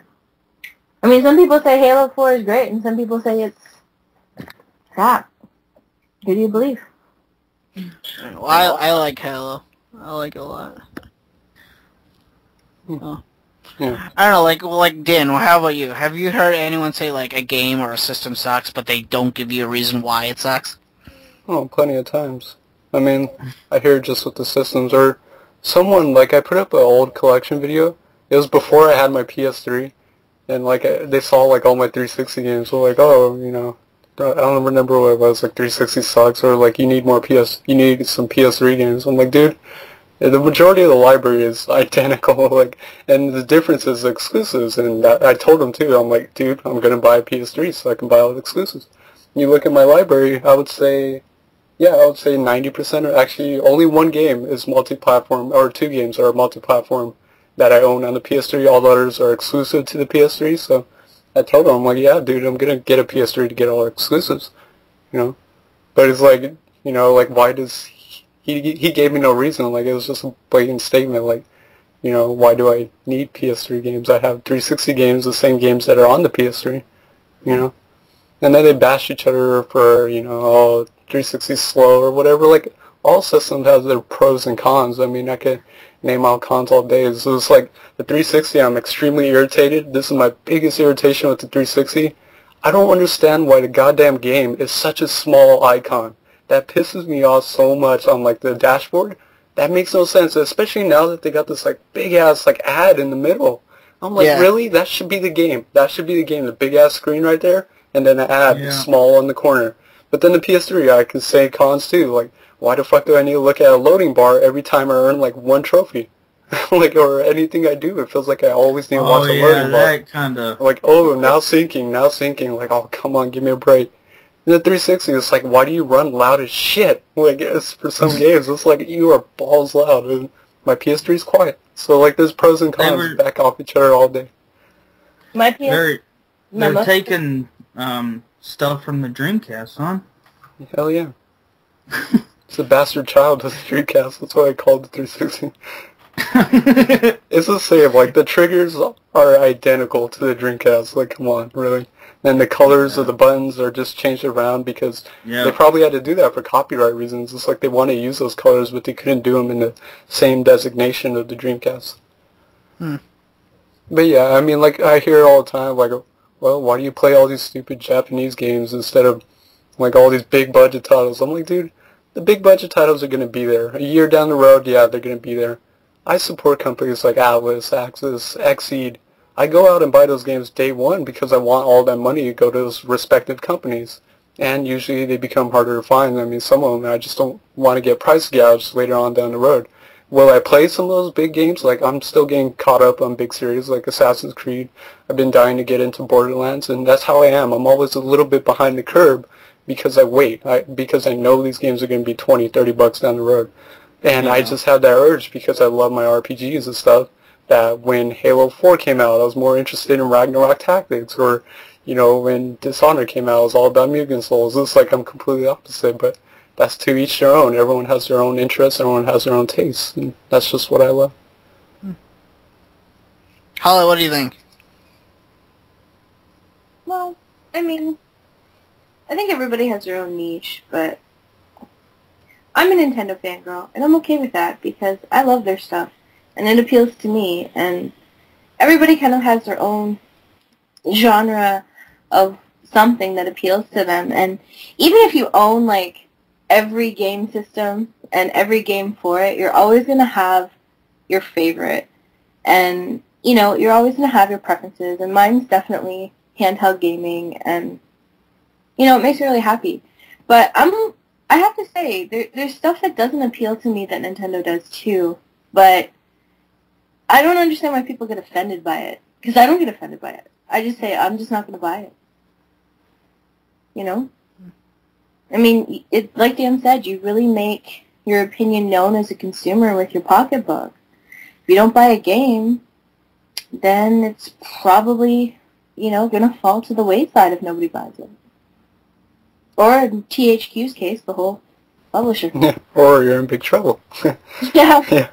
Might not be able to make any more games. It hurts sometimes. Like, I look at Clover Studios, and I wish they were still around. Oh yeah, there's so many, you know, like, publishers I wish that were still around. Yeah. But people didn't get, like, Studios. Yeah. People didn't buy games like Beautiful Joe or God Hand when they first came out. They weren't taking chances with games like that. Yeah. So. And that's kind of why I support the niche, is because I know people aren't going to take chances, and when Halo 4 is coming out, like, who the fuck cares about a game called Ragnarok Tactics on the PSP? I do. And, like, oh, there'll be a couple others of us, but, you know, I gotta support them, because I don't know if Axis is hurting for money, or I don't know if we're never gonna see these types of games come out because the game sells poorly. I gotta go out there and support day one. Have people bashed that game? I don't know. It just came out. And, like, no one's gonna bash it because it's that obscure.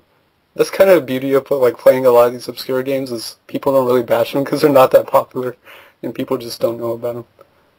So it's popular games they would get bashed more. Oh, of course, because they're always in the media, and, like, they're always force-fed on, like, websites like IGN with their big-ass banners. I got a package, like, it's funny, I got Ragnarok Tactics today, and the package, I don't know if you've seen this, but Amazon is starting to do advertisements on their packages, and, of course, big-ass Call of Duty Black Ops 2, buy it, and then, like, 11, whatever, when it comes out, I'm like, I don't care. Like, but that's popularity. Like, people are just force-feeding those kind of games, and if they're really popular, people are going to get extremely defensive, and that's when you get your fanboys for a lot of these super popular games and series. But you would never go out of your way to say Call of Duty sucks, though. No, especially without giving a reason. Oh, hell no, no. And I actually like Call of Duty. From what I played, what the hell was it, Modern Warfare 3, and I had so much fun just playing the waves, like the wave modes on there. That was fun as shit. And, like, I try and find the pros and cons, even in some of the worst games. There's still a glimmer of hope there somewhere. Except for a couple. I mean, let's face it, a couple are pretty god-awful, like too human. I heard Pat on the DS is terrible. Oh my god. Like, yeah. Yeah. Techno, how about you, man? You hardly said anything. Well, like, has anyone told you something sucks, but, like, they don't give a reason for it? I don't think. Besides me, because I know Charizard sucks. Sega sucks. No! God damn, no! Screw the Dreamcast. Oh. Fuck that shit. Well, there you go. There you go. Why does Holly say Sega sucks? I don't know. You know what I think it is? Also, that feels a lot of fanboyism now that we just brought that out.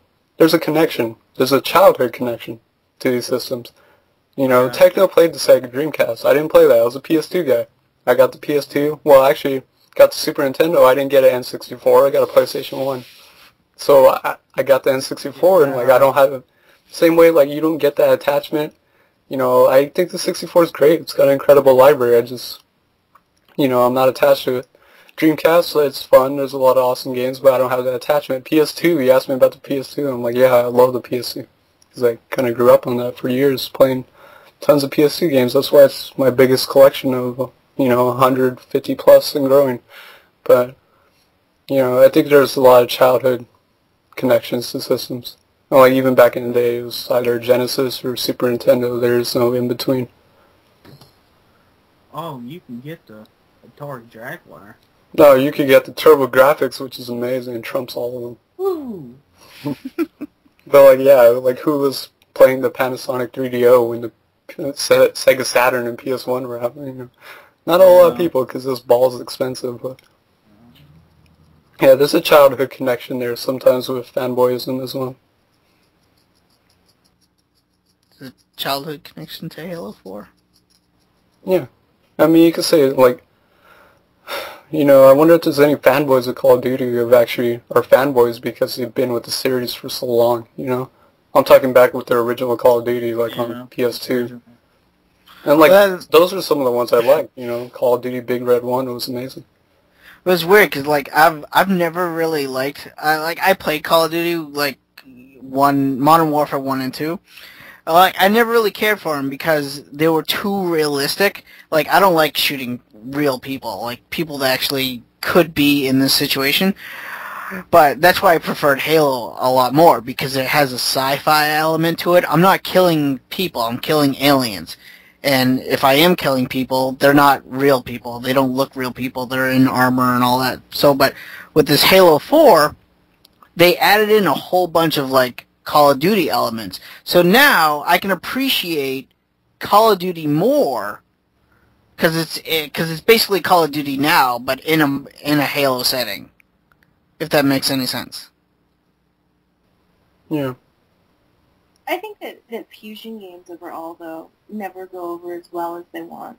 And isn't Halo coming up on their 10th anniversary, really soon? They already did. Oh, Yeah. I mean, Halo's been around for 10 years, and I mean, those fans want Halo. They don't want a Halo Call of Duty hybrid, See, For some people, it's going to water the game down. I can see that, but I'll tell you right now, I love Halo 4. I like the introduction to the Call of Duty stuff. I think they did one hell of a job adding that into the Halo franchise. I think that they did a great job. I know people are going to be pissed about it, but, that's my point. That's my whole reason. If, you hate Halo 4, cool, awesome. I respect your opinion. But at least give me a reason why you hate Halo 4. And just not say it sucks and just leave it as that. Yeah, exactly. Gotta have some reason.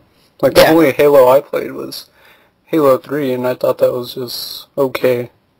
I didn't see what was too special about it. It felt a little uninspired in some situations, and then it felt pretty awesome in some other situations. But,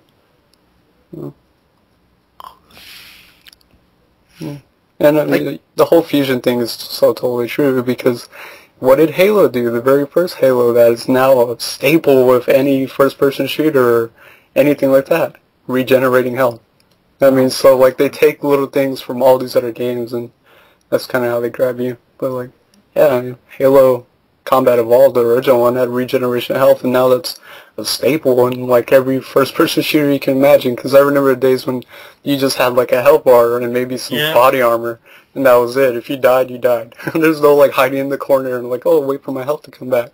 No, I'm about to die. Yeah, you had to go find health packs. Oh, yeah, that was so much fun. I love that, too. Well, they brought that back with Duke Nukem Forever, dude. Yeah, I still want to play that. Just because it's such a throwback. That really is a good game. I think I would actually like, even though a lot of people hate it, because it's throwback. You got to go into it with a little bit of an old school mindset. That really is a good game. Yeah, I'll probably try it out eventually. Yeah. Fanboys, I mean, everyone's there, everyone has their preferences. And give a reason. Yeah, just give some reason if you're going to say, especially a very blatant statement like saying, I hate this game or this game sucks. You got to have some reasoning. You can't just throw that out there. Be educated about it. Explain why. I hate Charizard because I don't like the color of him. I hate all the other generations of Pokemon except for the first. Techno does not respond to my Charizard insult. Techno's all about Digimon. Oh, yeah. No. Dude, Digimon were cool. Yeah. I watched the first two. First two series, yeah. Actually, the first three. It was pretty cool. I never got in the card game, though. Dude, the card game was actually very cool. I actually liked it. It's pretty much just like Pokemon, where, you know, instead of evolving, you, well, Digivolved. It was actually pretty cool. I can't really recommend it now, because it's like, you know, they don't make it anymore. But Agumon, Digivolve 2, Greymon. Oh, thank God you remembered, otherwise I would have yelled at you. Oh, dude. I love the cartoon. Did you ever get into Digimon Holly? No, I never got into Digimon. I don't have time. I'm too busy playing Pokemon. Pokemon. You can play literally Pokemon forever. Like if you get into the IV thing and the battling online, like you can play those games forever. You don't need to buy another video game. And I know people that don't. And same with Monster Hunter and games like that. I mean, oh, dude, I used to play Monster Hunter. Monster Rancher. Monster Rancher. Oh my God, I remember that anime. I remember the PS1 game, which is... Yeah, I want to get that. You can put music CDs in the PS1. Yeah, oh my God, that's so amazing. Dude, my favorite one, I put in, I remember this, I put in the Little Mermaid soundtrack, and I actually got, like, a little mermaid, like, monster. It was so badass. Yeah. That's another thing where I feel like the publisher just gave up on Monster Rancher. They made one even for the DS, but it never had the same charm. Mm. Yeah, that game was so awesome. It was a good game. I remember going through all my dad's, like, CDs, like, Boston, the Beatles, the Beach Boys, see what monster I would get at each CD. I never trained them, I just wanted to see what monster I would get. I forget which one I got for one of the Whitney Houston CDs. Man, it was hilarious. Yeah, I want to get the game just and pop it all the CDs out. Dude, you should. It's so addicting. It really is. I remember it too. I want it. Like, I want to play it so bad. I should get Monster Rancher 1 and then get the Little Mermaid soundtrack.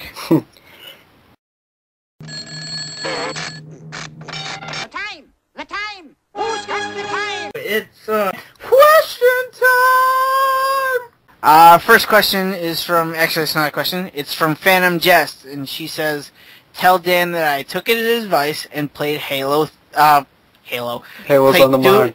I know. Tell Dan that I took his advice and played Doom 3 without pants. Now I poop all over my chair. I'm happy you took my advice, you know, because, you know, it's how you avoid pooping your pants. You don't wear any. Let's see, next question is from Hamid. I really hope I'm getting your name right. It says, if it's fanboyism, I would suggest maybe doing a face-off against main exclusives of PlayStation and Xbox or whatever consoles. Hey! Nintendo doesn't even get a mention. It gets, or maybe whatever. That's a little bit of fanboyism right there, too. It doesn't even think about Nintendo or the Wii. But, Wow. That would be the whatever console. It's a whatever console, there you go. Okay, so, exclusives. So what? You got Mario, Master Chief, Nathan Drake, Kratos. Who are their exclusives to? Kingdom Hearts 3D. That's been on multiple consoles, though. You got Ratchet. You got Jack. Ratchet, Jack, You got Gears of War. Donkey Kong Country. Donkey Kong, Infamous. Quest. Well, no, Dragon Quest has been on multiple. yeah, Cole. Yeah. Alright. So, I don't know. Lost Odyssey on 360. Yeah. I don't know what he means by face-off, but I got it. So, 360, the one you need, Tales of Vesperia. PS3, Tales of Graces Up. Done. Yeah. And then after you play your game for an hour, you'll get the Red Ring of Death, and you've wasted all your money on the 360. So you don't want that POS. And then you don't want a PlayStation 3 because you'll be unlucky like me, and after so many years you'll get the Yellow Light of Death. But let me tell you, after my 360 and my PlayStation 3 died multiple times, my Wii has not died once. She likes her It's Wii. weird, like, because I swear to God, I see so many people have issues with these systems. I don't know if I have good luck. That means, I swear to God, knock on wood, I've never had a single issue with my 360, and it's the old Pro system. I bought it when they upgraded to the 60 gig hard drive. I've had that for like almost 5 years now. No problem. Really? It just runs balls loud, but that's how the 360 is. I had a 60 gig PS3, and I really thought mine was going to buck the curve and not get the Yellow Light of Death. And then I did get the Yellow Light of Death, and I got it fixed, and I thought, okay. And then a year later, same thing. Oh, it made me so mad. Ugh. I got the Elite and only red ringed once. Yeah, I've only red ringed once. And But PS3, I got the second version of the PS3, so I haven't had problems with that. Yeah, I have to slim down. I haven't had an issue either. But the thing is, I still have my original launch Wii, so never, ever had an issue with that. Not one. I still got my original launch Super Nintendo. Yeah. Yeah. That bad boy's running strong. Console. The Genesis, baby. Genesis, baby. Let me tell you something about the Wii. They know backwards compatibility. They do. The PlayStation 3, they kind of went iffy on the PS2. They're like, oh, we'll deal with these PS2 games, but not these other PS2 games. And the Xbox, there's like a Xbox compatibility list with 360. But if you've got a Nintendo Wii, you can play any GameCube game. Yeah, but the Wii is pretty much just a GameCube. Yeah, with motion control. My Nintendo Wii no longer can play GameCube games. Why? I have no idea why. I put it in a GameCube game, and I could hear it, like I can hear the actual audio of the game starting up, but I don't have a picture. That's weird. Mine's worse. You don't have you don't have the HDMI adapter or anything hooked up, do you? I think it's hooked up with composite cables right now. Yeah. Wait, there's HDMI. Yeah, there's an aftermarket HDMI adapter that actually plugs into the back of the Wii. It's like a little white piece of plastic. You can find it on eBay. Just type in Wii HDMI adapter. Right, but I don't have any more HDMI ports on my TV. They're all being used up. No, it should work if you're not using that. It's weird. I don't know. So, but I have a GameCube, so I just use that. Oh, you should call Nintendo. They'll fix it. Nintendo sucks. No, they're good. God. Listen, they have world-class customer service. No, I love Nintendo. I was just kidding. I only had to call them 3 times to get my free download code. I like Nintendo. I like all 3, actually. I like them all. Panasonic and everything. Atari. Gotta love them. Well, that actually leads into our next question by Jason Hayes. He asks, what is your favorite console? No, yeah. Like, I think we mentioned this. do I really need the answer? Yes, you do, because you asked the question. The Sega Pico, duh. Techno's like all about the Sega Pico. Come on, people. He loves those fucking reading books and Sonic the Hedgehog. Alright, well, my answer is the original NES. There you go. Mine's a Super Nintendo, easy. Dreamcast. There you go. You know, up until a couple weeks ago, I would have said the Super Nintendo, but I really, and I know this sounds silly, but I've really fallen in love with the 3DS. That is silly. That is Gosh. Wow, there's like no library on that. The virtual console games for the Game Boy, and it tracks my gaming logs, and I take it everywhere to get those goddamn street passes, and it's like my little buddy. I'll say that system's my favorite handheld. Oh, no, me. Original DS and PSP all day. Ah, dude. Game Boy Advance. Yeah, I love the Game Boy Advance. See, it's up there. But the DS and PSP are so good. Oh. The 3DS is Alright, see, next question is from Ben Broland from the Rad Rascals. He says, does Charmander still suck? No, he does not. Come on. Okay, look, Charmander is never gonna not suck. That's just how it goes. Blastoise is the shit. Dude, always choose Charmander over Bulbasaur or Squirtle. No, Squirtle will kick your ass. Always. I'm gonna have to go with Holly on this one. No. Dude, Squirtle has cool sunglasses and is part of a squad. Yeah, but Charmander is so sensitive. if that little tail fades out, he's gonna die. Didn't you watch the cartoon? It was heartbreaking. Heartbreaking. And Blastoise is much more badass than Charizard. Charizard. Where's the love for Bulbasaur? Yeah, I know, Bulbasaur gets Poor nothing. Bulbasaur. He's got a plan. Fucking fanboys. Bulbasaur gets nothing. I'm sorry for He gets nothing because we didn't get Pokemon Green when it originally came out. We just got Red and Blue. That's why he gets nothing. Yeah, take that, Nintendo. Okay. Alright, we have another question from Nick. He says, what is your favorite Pokemon trading card? Ooh, that's interesting. Well, shit. I don't know. I guess Dark Charizard. Okay, I have a few that I'm trying to think of. The original Charizard holographic. And then I fucking loved Hitmonchan. Like, he was one of my favorite Pokemon. Dude, Chan. And so I have, like, a really rare, like, holographic Hitmonchan that's pretty badass. And then for, like, a newer card, I guess, my Shining Tyranitar. It's a pretty badass looking card. Let's see. For me, I'm gonna go with, I don't know what series or set it's from, but it's a Lugia. And, one of the it has one move that does, I believe it's like 110 damage, and you need a lightning energy, a fire energy, and a water energy. And this card came out, like, right after the Pokemon 2000 movie. So I think that's what kind of, like, inspired this card, because, you know, that movie had Zapdos, Articuno, and Moltres in it. But that was, like, I got that card, and I was like, holy shit, this card is so badass. I can't believe I got it. But, yeah, I'm going to go with that Lugia card. I'm going to go with, if it's a Pokemon, I have to go with Gyarados. But my favorite Pokemon card from the game that completely has changed the way the game is played is N.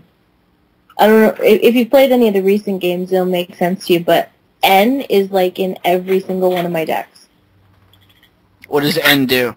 What N does is he makes you, both players, when you play him, both players have to shuffle all their cards in hand into their deck, and then you draw equal amount of cards to your prize cards. So the reason N is so powerful is because, you know, you do everything to set up your hand and your moves, and the player sits, your opponent sits there and pulls everything out of their deck, and they get their Pokemon evolutions out, and they're holding it in their hand, just getting ready to play it, and then you drop N, and you're like, oh, bitch! And you only got one prize card, bitch, and I get 6. I love N. I think it's a great card. That sounds dangerous. It's one of the most misplayed cards, too, because people misdraw or miscount or forget or... Yeah. Okay. We have one person, but he asked 2 questions. From Psycho6, he asked, what is a game that you guys were excited to get, but when you got it, were disappointed? His is Dragon Ball Z Budokai 3. The fighting in that game is horrible. Bullshit! That's what I say. Bullshit. Dragon Ball Z Budokai 3 is Fanboy. one of my favorite games of all fucking time. Fuck. Are you okay there? Yeah, so, Need some, like, Ritalin over there. yeah, so apparently Budokai 3 does suck. No, it doesn't. Why does it suck? We went over this. Why does it suck? He gave a reason. He said the fighting in the game is horrible. No, yeah. I don't know what he's talking about. Because he must suck at the game. Because I'd whoop your ass. Oh, yeah. You know, they're actually coming out with a HD collection of that. Yeah, well, it's not even worth it because they don't even have online multiplayer. That's stupid. You think this far in the game, you'd have some online multiplayer? Yeah. See, I was all waiting for it. I'm like, awesome, I'm going to get to own noobs online. And then like, oh, no online multiplayer. So, it's really not worth buying if you already have it on PS2. Okay, so let's answer the question. What? What game were you excited for but were disappointed once you had it? Still trying to think. I've got a couple. Yeah, I got one. My first one's going to be Mario All-Stars on the Wii, but we won't even get into that. Second one is Sonic Generations on the 3DS. Whoa. Let me finish. Let her finish. First of all, it was so much lighter on content than the console version, and the system's powerful enough that it could have handled a lot better content. Second of all, I played it online in 2-player with Pete Dorr, and the frame rate was so shitty, we couldn't even see our characters on screen. Okay, well, I'm gonna go with you with Sonic Generations on the 3DS, mainly because it was too quick. I beat it in 3 hours. But my game I'm gonna pick is the Game of Thrones for the Xbox 360 and the PS3. I was really excited to get this. I reserved it, got the limited edition art book that came with it. Huge fan of the TV show. I thought this game was gonna be totally awesome. You know, just like Dragon Age Origins, because I love that game. But the game was shit. You know, like, I started playing it, my character got stuck in walls. For some reason, the animals in the game, their skin was blue. The dialogue was horrible. The game was pretty much broken the moment I got to, like, Chapter 4. I remembered another one. Heroes of Ruin on the 3DS. And the reason that that game is terrible is because it had a level 30 ceiling cap, and your character can reach level 30 before you finish the game.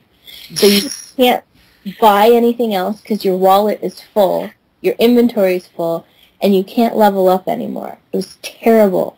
Although the online on it was really good. I'll give it that.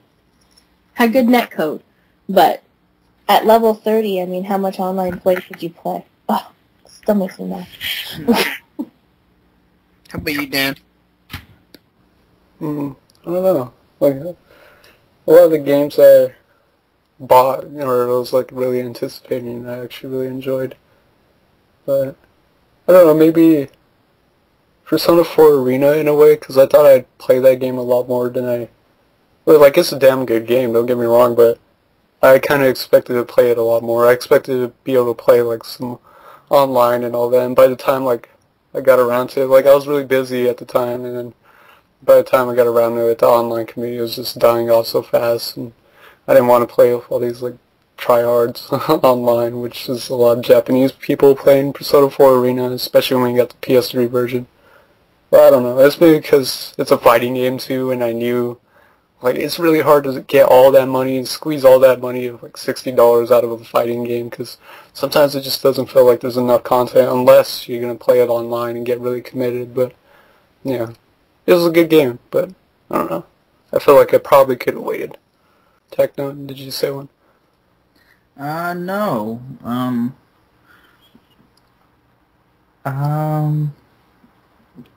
I can't think of one.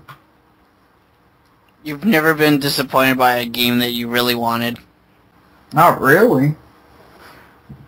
Cause I have no idea. Okay, so there you go. Techno likes every game he ever buys. He has incredible luck. He's never ever got a dud. You're a good man, Techno. Good job. Way to pick him. Yeah, I know, right? Alright, well, the next question we have is also from Psycho6, and he says, I recently lost all 135 hours of Pokemon Silver game. What game did you guys... Sucks. Yeah, that really does suck. But his question is, what game did you guys lose everything on and you felt horrible about? Pokemon Silver. Are you Psycho 6? Did you submit the question? No. It sucked because I lost my game save because my fucking stepsister, when she was younger, she fucking played it and oversaved it. I was like, what the fuck? It sucked. Let's see. Well, I got one. And it was because of a very unfortunate accident. I actually lost tons of save data, but I used to use like a PS2 memory expansion because, well, you have hundreds of games, you need it. But it was basically like this little expansion adapter that kind of, I guess, multiplies the memory of like the memory card, so it takes it from like being like 8 megabytes to like the capacity of like 5 memory cards built in one. And it worked. It worked for like years. But then it finally decided to give out, and it saves like on the expansion. So like whatever was on the expansion, I lost. Whatever was on the original memory card, I still had because that's saved on the memory card. But it's kind of saved to expansion. So when that went, I lost, I would say a majority, like 60% to 70% of my save data from my PS2 library. The one that was really crushing to me is Star Ocean was on there, I think, and I logged like 120 hours into Star Ocean to the end of time, and I was pissed because I was right at the end, you know, I'm like level 100 and plus, and I wanted to get through that goddamn Maze of Tribulations, which is like the extra dungeon, which is outrageously masochistic and just tortures you, but I wanted to get through that, and now, you know, I'll probably never get to that again, and that was a lot of time, and it's always devastating when it's a lot of time. And I also lost my data for The Legend of Zelda Twilight Princess when I was actually really close to the end, because I think I was going to copy it, and I think I accidentally deleted it. And that kind of, I was like, yeah, I'm done. I won't finish the game. Sucks, though. I can't think of any game offhand, but I remember when I was a kid, and you know, I used to write down passwords for games, and you know, I either lost the page that the password was written on, or I couldn't read my own handwriting, or, you know, like, the O's looked like zeros and stuff like that, so obviously I couldn't re-enter the password to continue my game, so I'm gonna have to go with that. I have a terrible story. Many moons ago when the original DS, like, the original DS was out, I had a Edge card. It's kind of like an R4. You know, I was in university, couldn't afford many games, so I downloaded Final Fantasy Tactics Grimoire of the Rift A2. I played through the entire game, 96 hours, and I got to the final boss, and the ROM glitched. Oh.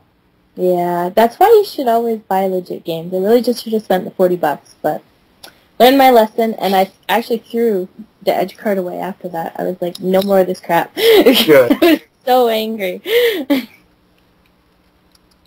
Yeah, I was kind of the same thing with me with the PS2 expansion. I'm like, I think I threw that thing at the wall. I'm like, this is a piece of shit. It's like, I should have known though, man. It's like a knockoff brand, and it's like, fuck.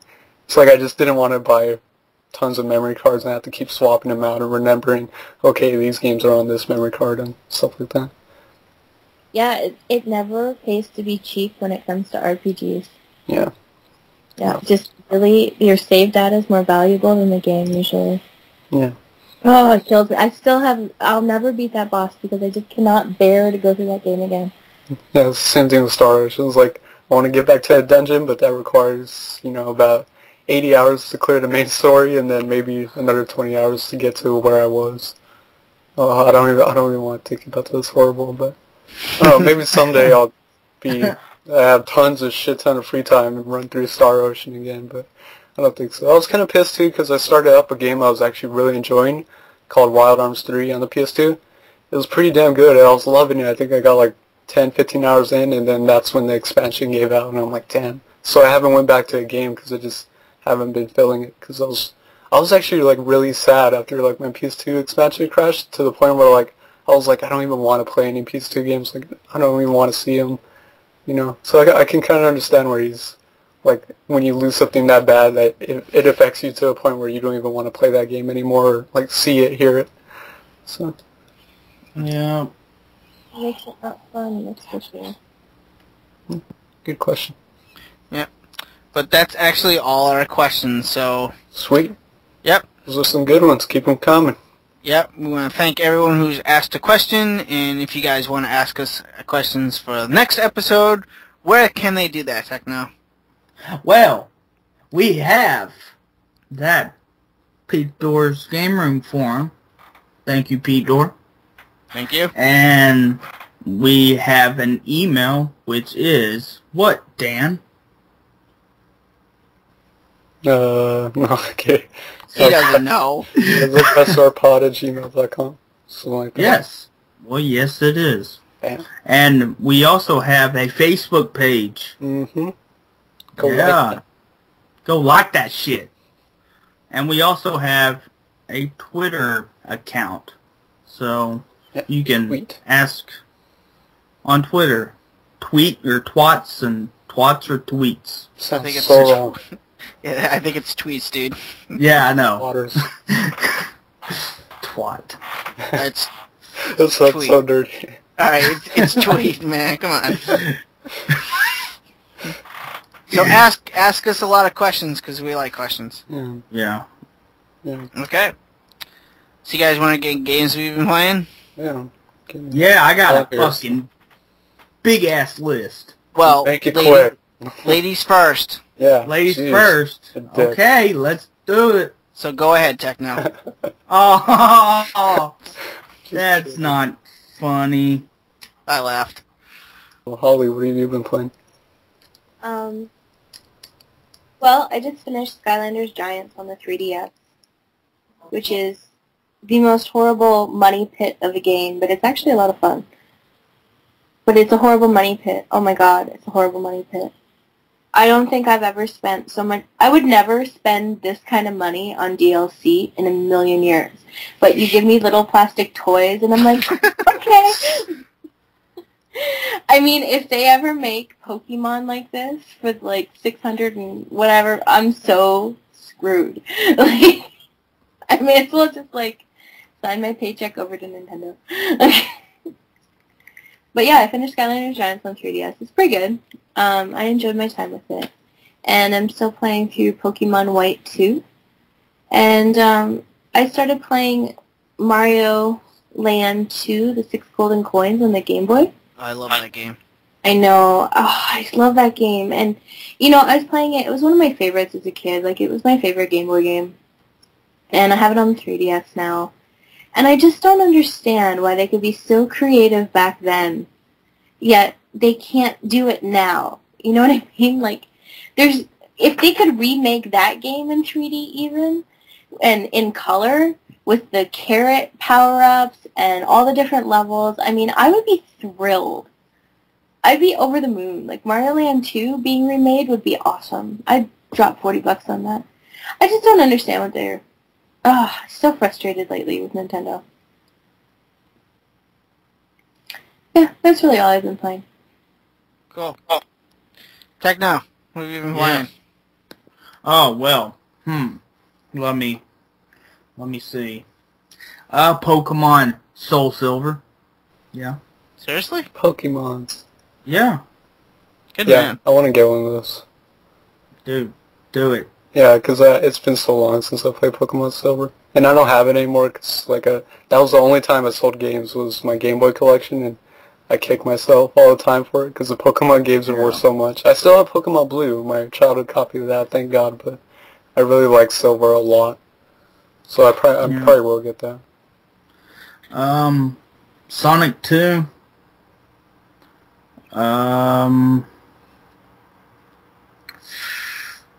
What else? Let me look at my games here. Played some Banjo-Kazooie. Hell yeah. Some Conquer Live and Reloaded. Some Command and Conquer 3 Tiberium Wars.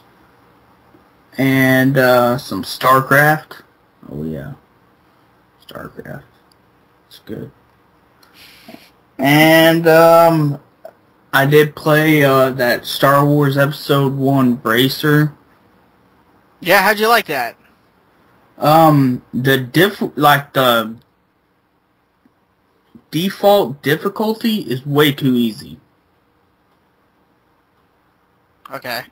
Like, I was, you know, I did a video on it, so it's gonna be one of those videos I put up sometime when I get unlazy. And yeah, I was, you know, racing, and there was no one like everyone's behind me, and like no one, like it was so easy. So who do you race as? Oh, I just picked Anakin. Cool. Played a little bit of that Double Dragon Neon. And Street Fighter Alpha on the Sega Saturn. Heck yeah. And Threads of Fate on PlayStation. Hell yes. It's like, yeah. See, that's in my list that I'm doing of games you need to play before you die. So yeah. Is that the one where, like, on the cover, it has a boy and a girl, and Yep. one of them has like this huge, like, Pizza cutter? Yeah, pizza cutter weapon. Is that the one? Yeah, yep. I can't remember. Is that really good? I remember it being I good. love it. I love it. I remember that being totally... It might be my rose-covered glasses on, maybe. I don't know. Oh. Because I played it back in the day, in my childhood. But, you know, it's good. I love it. And I think that's it. Cool. Dan, you want to go or you want me to go? I'll go. I have a couple games here. So, first one, the big one. Been excited about it, even though when it came out I got pretty bashed. Like, the reviews for it are very, very mediocre, and there's hardly any positive reviews out there. But it's a game called Mugen Souls, which is another great, somewhat great RPG, published by NIS America and developed by some company called G-Crest, who I never heard of them. But basically what this is take a little bit of Hyperdimension Neptunia Mark II with like the style of it, especially the battle system. The battle system is just like Mark II, so if you play that, you know totally what to expect. And then take the over-the-top, adding constant new systems like Disgaea. You mesh those two together and you have Mugen Souls. So it's really weird because the battle system is like Mark II, but it's got this mechanic where it's called launch, and you can actually like hit these enemies like super hard and make them bounce across like the field and stuff. It's hilarious, but you could literally launch them into the sky too, so it's really funny. But there's all kinds of mechanics. Like I don't even know what to start with this game, but the basic concept is you play as this girl, and she, like, it's a kind of stupid concept. It's very Japanese game too, which a lot of people are knocking on because a lot of the humor kind of doesn't fit basically for a Western audience, and I can kind of see that. Like, it was actually funny to begin with because it was kind of poking fun at like RPGs and how absurd some concepts are. Like, and this is pretty funny, but the first guy, there's like this hero guy in like this first world, and he's making the princess wear like a skimpy bikini, and it's basically poking fun at the fact that like the hero always gets to decide what equipment the other party members get to wear. So like since he's the hero, he's like, I'm gonna have you wear this bikini. It's like, it's poking fun at like that. But the concept is he plays this girl named Choo Choo, and she wants to like basically be like the undisputed god. So she wants to control like all these planets, and to do that you got to conquer the hero and demon lord of each planet. So you have to beat them and make them under your control, and you're just always trying to get like new peons, as they call them, which are helpers, and you just try and grow that. It's got like airship battles too. It's so over the top, but I've been hooked on it, mainly because of this concept called Mugen Field, which is a special area, and I'm sure Disgaea fans kind of know what I'm talking about here, but kind of like Disgaea, you can power up your character like you would not believe. Like, I'm not kidding, like, I did an airship battle, and I got like 100,000 something experience, but then I had a multiplier because Mugen Souls is all about building like a multiplier and just getting outrageous rewards. So I had like a 250% multiplier on top of that. So I got like 700,000 experience. We went from like level 44 to level 85 in just that one battle. That one battle we went up by like 40 like levels. That would normally take you like maybe 15, 20 hours. I did that in literally a couple minutes just from that one battle because I was so dominating. But that's the beauty of it. It's like I'm hooked on that, and just I am OP as all hell in the game, so obviously. So I love that. I always loved that about an RPG, is the feeling of being powerful, you know? Like you just cannot be stopped, you know? There's none of these bosses, I'm never worrying about them because I'm always kicking their ass right away, so it just feels good. Like it really does feel like I am the undisputed god of a universe because I'm absolutely unstoppable. But, you know, I would say if you like Hyperdimension Neptunia Mark II, or you're a fan of Disgaea and kind of how Disgaea works in a similar vein, you just get insanely powerful and constantly leveling up, then check out Mugen Souls. I mean, I know it's got a lot of mixed reviews, but I think it's actually really good, and I'm having a lot of fun with it. And I was in a racing game kick, so went back to a trusty PlayStation 2, home of some of my favorite racing games, but the new one came out, but I love the original version. That's Need for Speed Most Wanted. The original version is so amazing. If you haven't played it, it's one of my favorite racers. Just so good. Oh, yeah. I went back to my data on that. I fucking love that one. It was so much fun just running away from the cops. Like, it's amazing. Just the music going and seeing how long you can, like, outrun the cops and how much damage you can do. It was so much fun. And another favorite of mine is Tokyo Extreme Racer 3 on the PS2, which is actually the only way you can play Tokyo Extreme Racer 3. It's kind of a slightly uncommon game because it only got released in certain states when it came out. But it's pretty sweet. It's a simulation racer. If you don't know what Tokyo Extreme Racer is, simulation racer, it's all about grinding. It's kind of like RPG-ish because, you know, you're not going to have tons of cars in the game. You're only going to have a couple cars that are going to be like your loyal go-to cars. Like right now, I've played for like, I probably put in like 30 hours in that game, and I only have 2 cars. But the 2 cars are amazing. They're expensive, that's why. But I have a Nissan Skyline 3.2 and a Nissan Skyline 3.4, and that's all I needed. So it's pretty sweet, though. I love just going around challenging people and trying to outrun them. And then it's totally unexpected because, you know, I'm in like a badass 3.4 Skyline. I get outran by some like Lexus. I'm like, holy shit. Because that's the aspect of the game that's pretty cool, is you never know. Like, visually the car might look stock, but then they might have tricked it out performance-wise, and I get burned by like a stock-looking Lexus. It's pretty fun. And I really got back into this game, but that's Monster World 4. So I've been playing that on my PS3, and I really enjoy that game. It's a damn good game.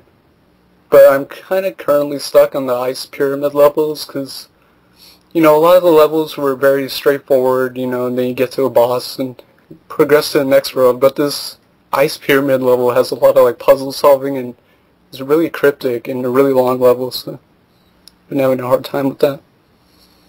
And a couple of quick little PC games. I downloaded Rock of Ages, which is a game that came out by Atlas. They published it for download.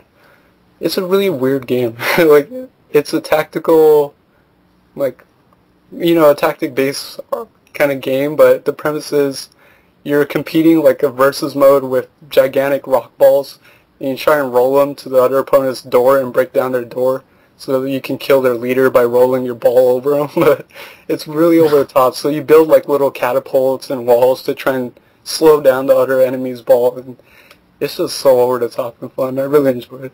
And it's got like little, you know, mini games like a ski ball, basically, where you roll your big ass ball and try and do as much damage and, you know, play like skee ball. And this game is pretty cool. It's worth checking out. I think it's on Xbox Live Indie Marketplace, but it's also on Desura where I played it, and that's a game called Super Amazing Wagon Adventure.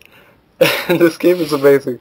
Okay, picture Oregon Trail, and then picture like Robotron 2084, And then picture What? And then picture like a very bloody and violent 8-bit style game. That's Super Wagon Adventure. It plays like Oregon Trail, where there's always these constant pop-ups, like so-and-so died of this, and then you need to cross rivers and stuff like that. But then it's like a shooter. It's a shooter where like your guy's shooting on the wagon. It's super bloody, but it's like 8-bit style, so it's pretty sweet. And there's parts where you get out of the wagon and you have to move around. You're killing like hordes and hordes of animals. Like, it's fucking weird. But there was one time where, like, just to show how bizarre it is, I come up to a unicorn, okay? A unicorn in a field. And it says, what do you want to do? We're kind of low on food. Do we want to kill the unicorn and eat it? Or do we want to follow it, see where it goes? So, of course, naturally I follow it. What happens? A wave of like 100 unicorns rush us. It's just the most bizarre shit, and we're like slaughtering unicorns, and it's just bizarre. Or you eat like a mushroom, and you trip out, and you like fighting like aliens in like a weird space environment in your dreams and stuff like that. It's bizarre shit. And river crossings, they have river crossings where like you have to dodge like boulders, but you have the option to jump, like with your wagon, to jump over the river up into the sky. And then once I jumped so high that it was like a shooter in space, like a shmup in space, where I was fighting like the satellite in my wagon. Like, it's just balls, like, hilarious and just amazing. Super absurd. It's totally worth checking out. Like I said, I think it's on the Indian marketplace, and I think it's either $1 or $3, but totally worth checking out. It's just absurd as all hell. Pretty fun. That reminds me of, I saw something on Steam's Greenlight, and it's called Oregon Trail, where it's like, you know, Oregon Trail, but you fight zombies.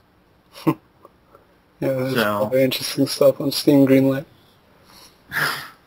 And the last game is a very, very, very indie game. Like, it's not even available on like Steam, Desura. The only way to get it is to download it from a forum, like a really old forum.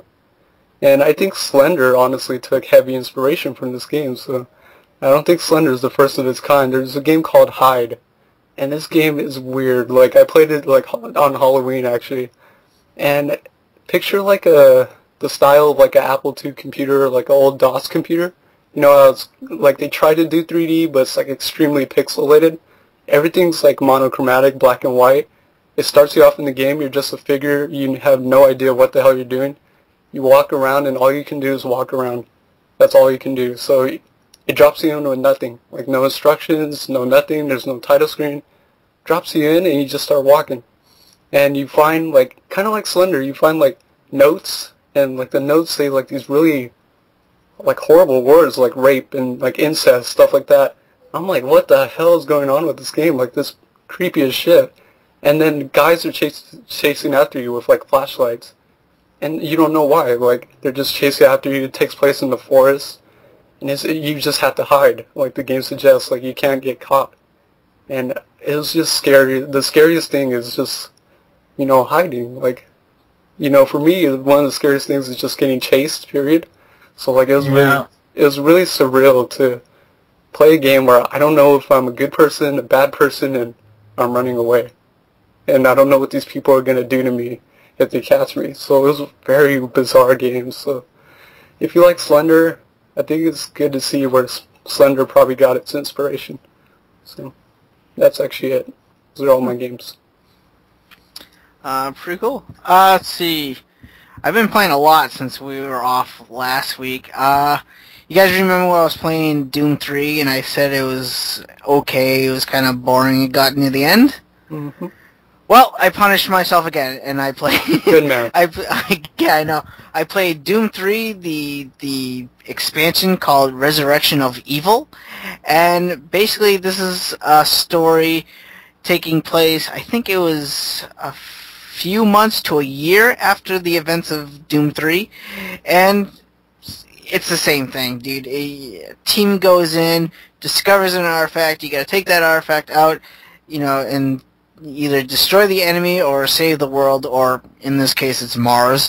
But it's the same thing, you know. It was very short expansion, it was about like 4 hours, but it was the same thing, you know. You go in, you blow things up. I only played it because I was bored one afternoon, but it was okay. So I really only have the lost missions to do in the Doom 3 collection, and I'm ready to put that game away, put it on my shelf, let it collect dust. I don't really recommend Doom 3 at all. I really don't. But the next one I've been playing is the Pokemon Dream Radar. Holly, have you been using this a lot? Yeah, I caught Tornadus in his Therian form on it. Yeah, I caught Tornadus too, but I haven't caught any of the other ones, and I don't know if this is true or not, and please correct me if I'm wrong or confirm it if I'm right, Holly. If I heard that if you put in Pokemon Pearl, Diamond, Platinum, Soul Silver, or Heart Gold, you can collect the legendaries from those games. No, you get Shuckle, and there's like, you know how you get like 5 or 6 Pokemon. You get Sigilith and Rumbo, and yeah, you get the same ones over and over. And of course you get Munna as your first one because it's the Dream Radar. But if you put in Diamond or Pearl, Platinum, Heart Gold, or Soul Silver, it expands like 5 or 6 Pokemon. I think it takes it to a total of 14, and one of them is Shuckle. But no, you don't get the legendaries. The only legendaries you get there are the actual Therian forms. Oh, okay. Yeah, so I've just been playing that, been trying to collect the legendaries in that. Nothing too special. It's an okay app, in my opinion. Nothing too grand about it. But, the next game I've been playing is one I've been totally into is Assassin's Creed 3. Now, I've already mentioned this on Facebook. I love this game. I think it's the best Assassin's Creed game out of all of them, mainly because of the setting. The setting, the history, I absolutely love it. Now, if you break the game down, it's the same exact game as Assassin's Creed 1, 2, Revelations, and Brotherhood. It's the same exact game. I'll tell you that right now. But the reason I love it is, like I said, it's the scenery, it's the history, and the way it makes it good is they take fictional characters. Connor, he's the assassin. They take him, a fictional character, and they make it work with real events. And like one example is, do you guys know the Boston Massacre that happened in 1770? Mm-hmm. Sure. Yeah. Okay. Well, for those who are listening to this podcast that don't know, it's basically the British fired upon a group of Boston citizens, but no one knows who started the shot. No one knows who shot first, and actually, it's said to be the shot heard around the world. Well, and if you guys don't want to be spoiled, skip ahead a couple minutes.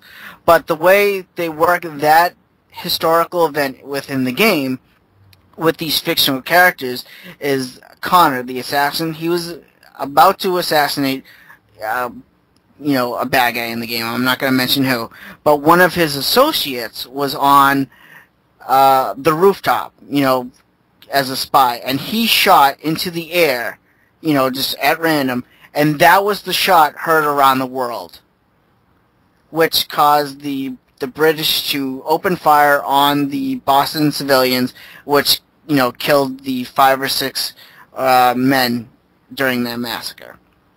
So, I thought that was really cool, that they took, historical events and made them, work with these characters. But the game is filled with historical events. It's filled with the Battle of Bunker Hill, the Battle of Lexington and Concord, the Boston Massacre, as I already mentioned, the Boston Tea Party, the Sons of Liberty, and even has all the historical characters you would meet. Paul Revere, and you actually get to join Paul Revere on his midnight ride. You meet John Adams, you meet Ben Franklin, you meet George Washington. It's huge history. Now, I'm from Boston. This is where I live. So, I know these events. I've studied them in school, which I assume half, the people in the United States as well. But, I've been to these places. I've been to Lexington. I've been to Concord. I've been on a ship that had the T on it. I might be a total fanboy on this thing, but like I can understand where people are coming from when they say this is the best game in the series when they judge it by history. So, but yeah, I absolutely love it. I totally recommend Assassin's Creed 3 just for the history alone. So, but the next one I've been playing is, guys, I don't know if you guys watched my unboxing, but I picked up the Assassin's Creed 3 Liberation Vita bundle, and I like the Vita. I'm very impressed with it. The screen is bright, it's clear, it's crisp, it almost looks like a PS3. I absolutely love the Vita, I'll tell you that right now. But the Liberation game for Assassin's Creed, I don't like it. I think it's horrible. I think they shoved it out. I think they just want a quick crash grab.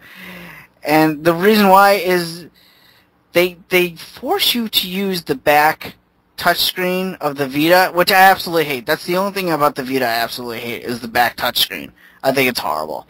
But the way Assassin's Creed Liberation makes you play with the game is, say in Assassin's Creed, any of them on the consoles, you want to steal something, you want to pickpocket.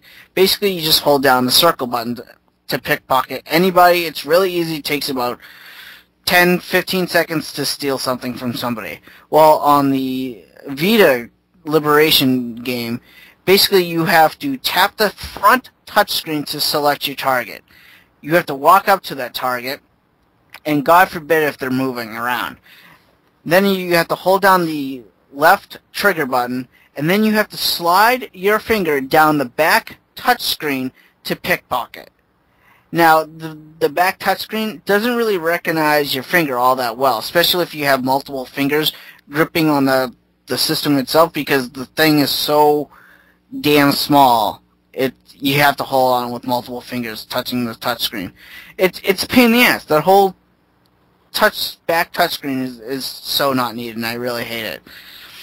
So if they took that out, I think Liberations would be a great game. Story-wise, I don't know what the hell was fucking going on. Like, one chapter, I was rescuing slaves. Another chapter, I was trying to find my mom. Another chapter, I was killing somebody. It was all over the place. I don't really recommend the Assassin's Creed Liberation game at all. It was a good game, graphic-wise, but I think it failed on story, and that back touchpad on the Vita itself made the game extremely difficult, which it really didn't need to be. So, but also on the Vita, I've been playing the Project Diva F, and I know, Dan, you kind of know a little about this game, don't you? Are you kidding me? Fucking love the Project Diva games. I played like all the PSP ones.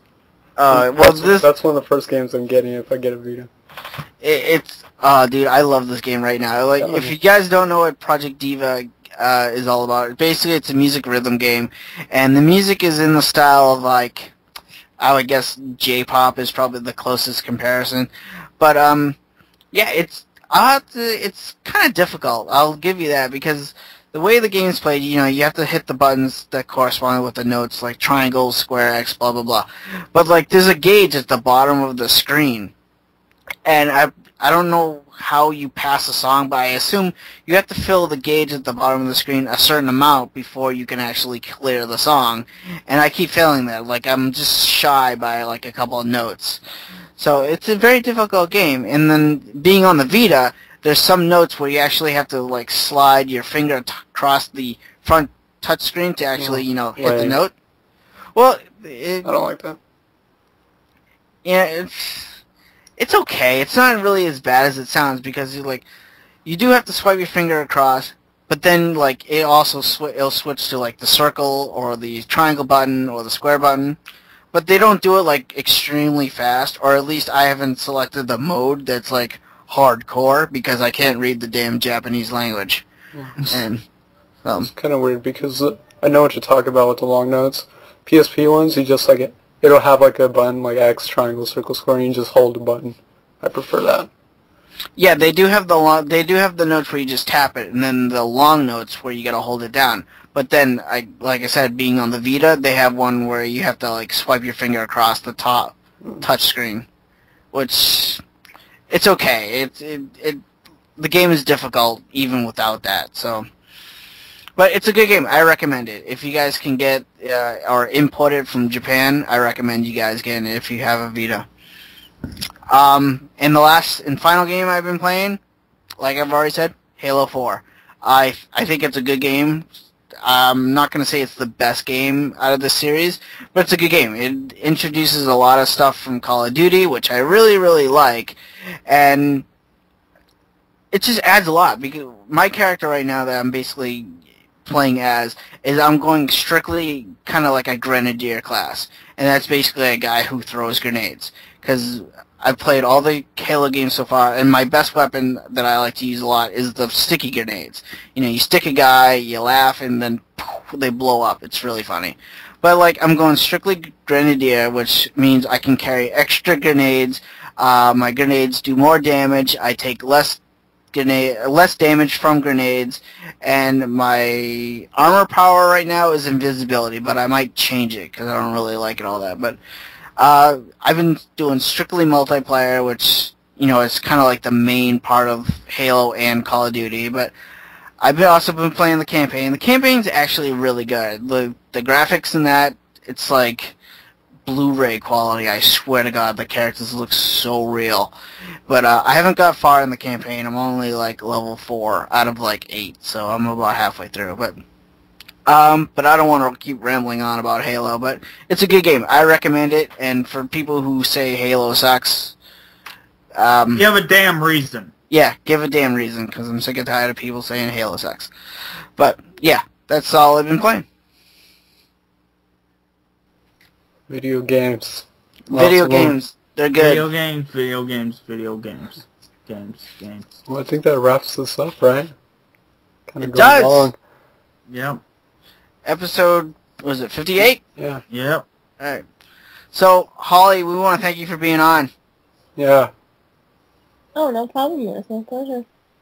It's fun. You had to listen to us ramble on. Yeah. I feel sorry for you. But why don't you tell everyone once again, like, where they can find you, what you do, and all that stuff. Yeah, you can find me at youtube.com/Doginmylense, Doginmylense on Twitter and Facebook, and jumblejunkie.com/Operation Killscreen. We also have a forum on Pete's Gaming Forum for the Operation Killscreen podcast, and we're on iTunes. Cool. So, yeah, that's episode 58, guys. Thanks. Thanks for listening, guys. Yep. And Until just, next time. yeah, we want to just let our listeners know, please go to iTunes, rate, subscribe, and leave a comment. Helps us out. Do that on YouTube as well. So, yeah. I want to say bye. Bye, guys. Yeah. Bye. I love you guys.